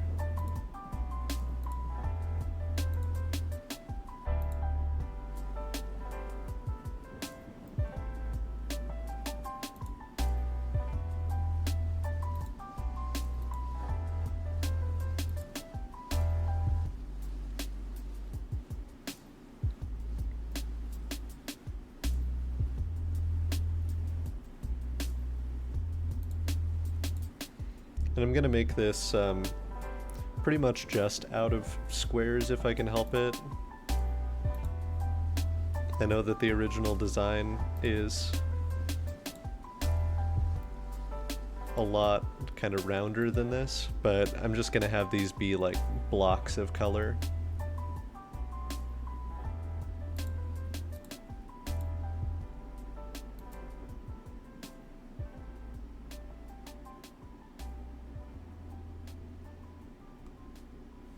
Let me actually draw this center line here, just so I know kind of what I'm working with as I go.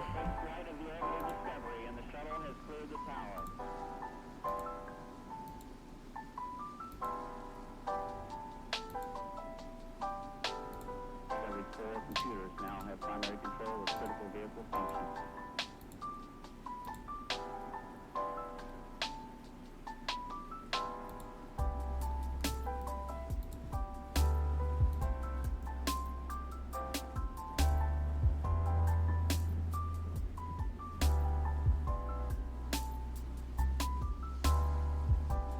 Let me just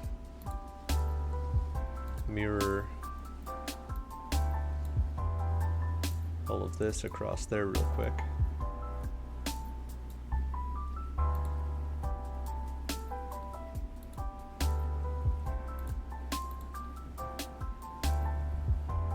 Save myself some trouble.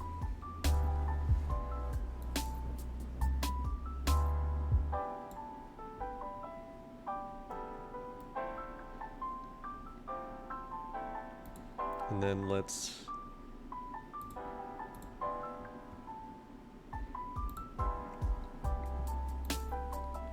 mirror all of this across there. Get kind of a nice repeating pattern going. And actually, I think I can mirror kind of all of this across that line.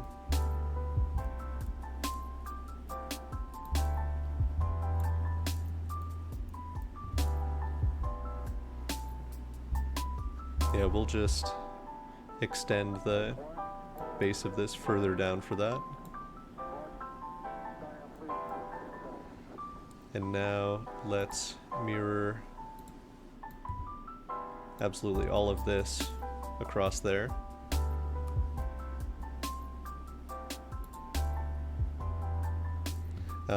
You know what? Actually, I did not mean to undo that entire sketch. Let's come back in here.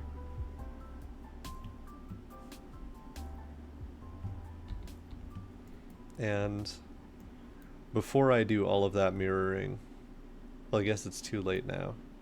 Are these things still influenced by each other? Yes, the mirroring is still king there. Okay, that's good. Because that means I should be able to go in here and do things like trim some of these internal lines.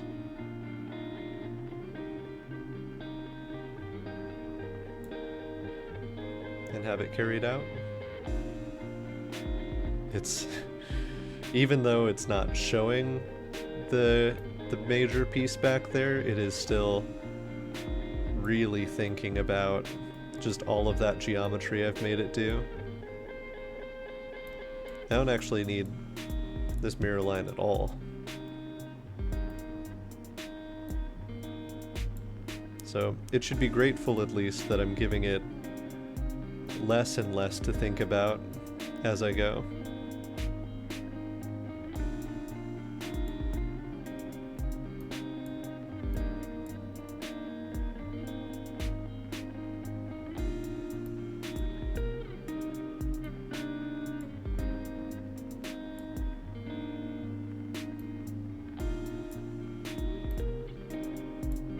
Okay, some of these lines it's just really not liking thinking about.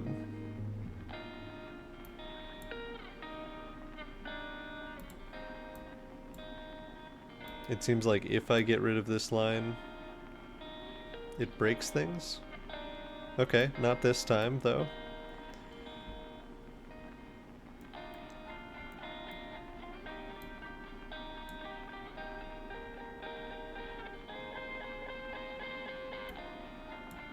At a certain point, it's going to be more of a hassle to go through and try to fix these than it will be to just suffer through clicking a whole bunch of things when I make my extrusion.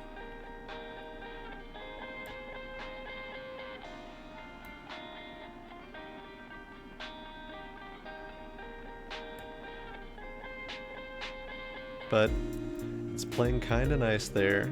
Over here, where it's like a reflection of a reflection. Oh no, I didn't want you to do that. You don't get to just decide to take shortcuts there, friend.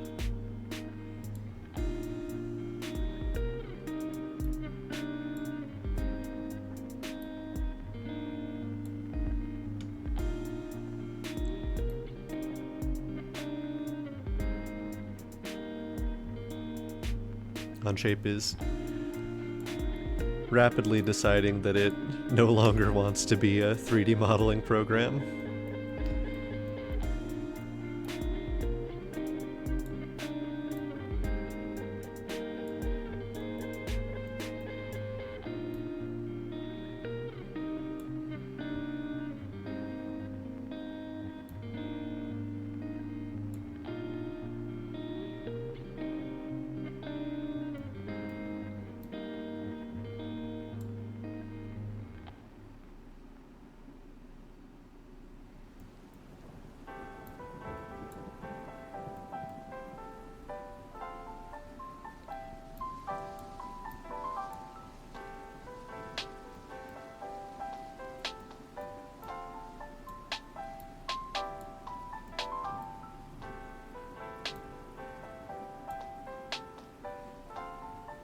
Okay, I think as I've moved further down and we don't have the very geometry heavy, though simultaneously invisible railing back there, it's freaking out less. So what I ought to be able to do is just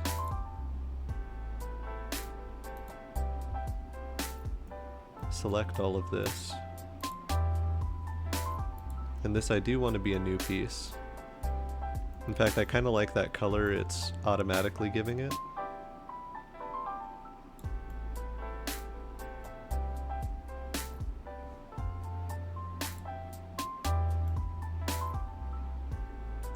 And then let's also extrude out all of the detail work here.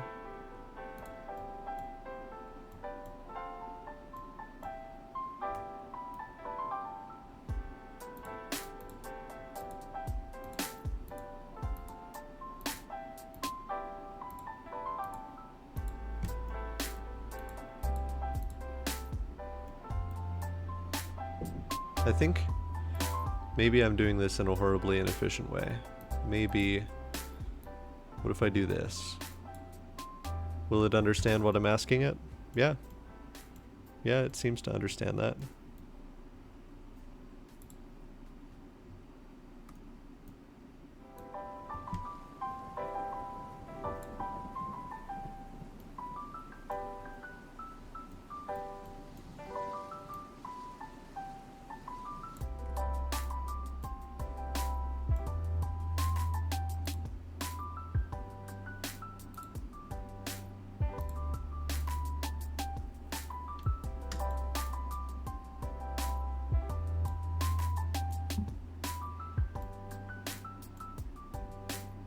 Okay.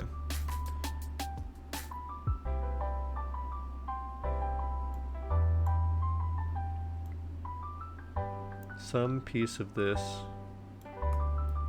is causing it to be kind of unhappy.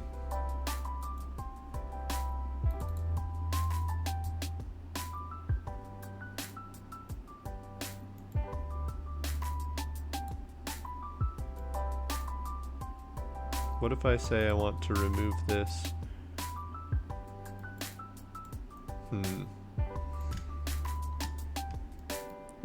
What don't you like about this?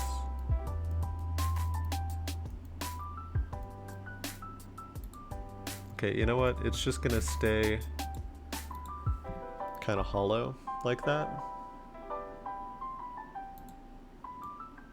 But that still looks kind of cool, hanging off the side there. Kind of Minecrafty. Okay. There are more things that I'd like to do to this, like adding the pattern up top, putting another railing on the other side, but this document is pretty quickly dying on me. Which is fair, I've put it through a lot. So we were able to create Simoon, the glider, and recreate kind of sections of this lovely little scene from the middle of Ecria, the town in Sable. And I'm pretty happy with that. I liked kind of the approach we got to take to this stream, going through and looking at the game world, like kind of taking little snippets of things to design later. So yeah, I think that was pretty successful. A Brennifer. I like them.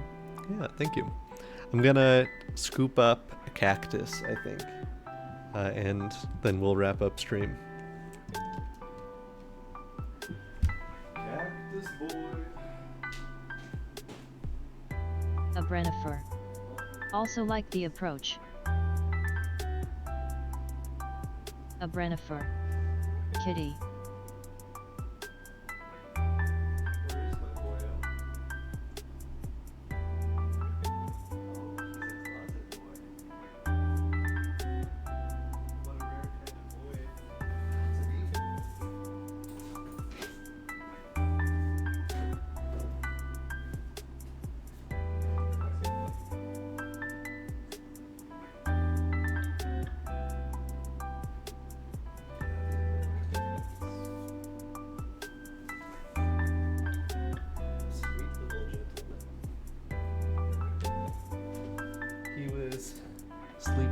closet. Sweet little dude. With that little face on him. Oh my goodness. Oh, oh. Where are you going? Let me swaddle him a little bit. Oh. A brenifer. Cactus, Cactus, cactus, cactus, cactus. Yeah. Very good. Alright, so tomorrow I'm going to be playing a new game that was recommended to me by Icky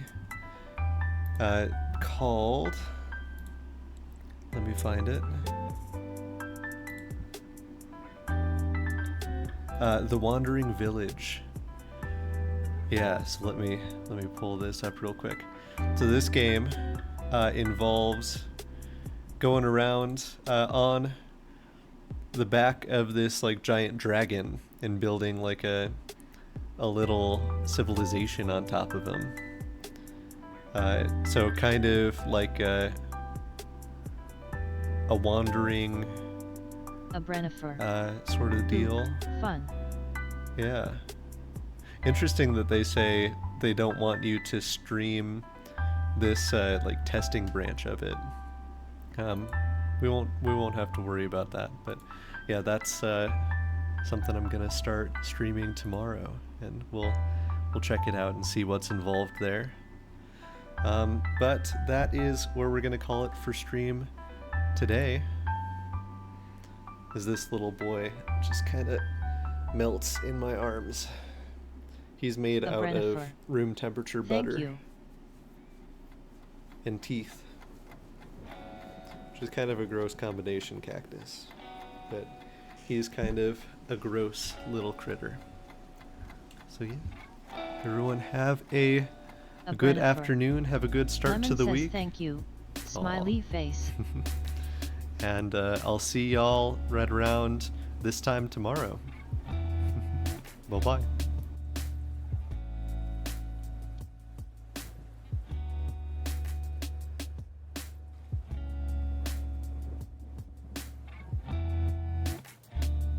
A brenifer.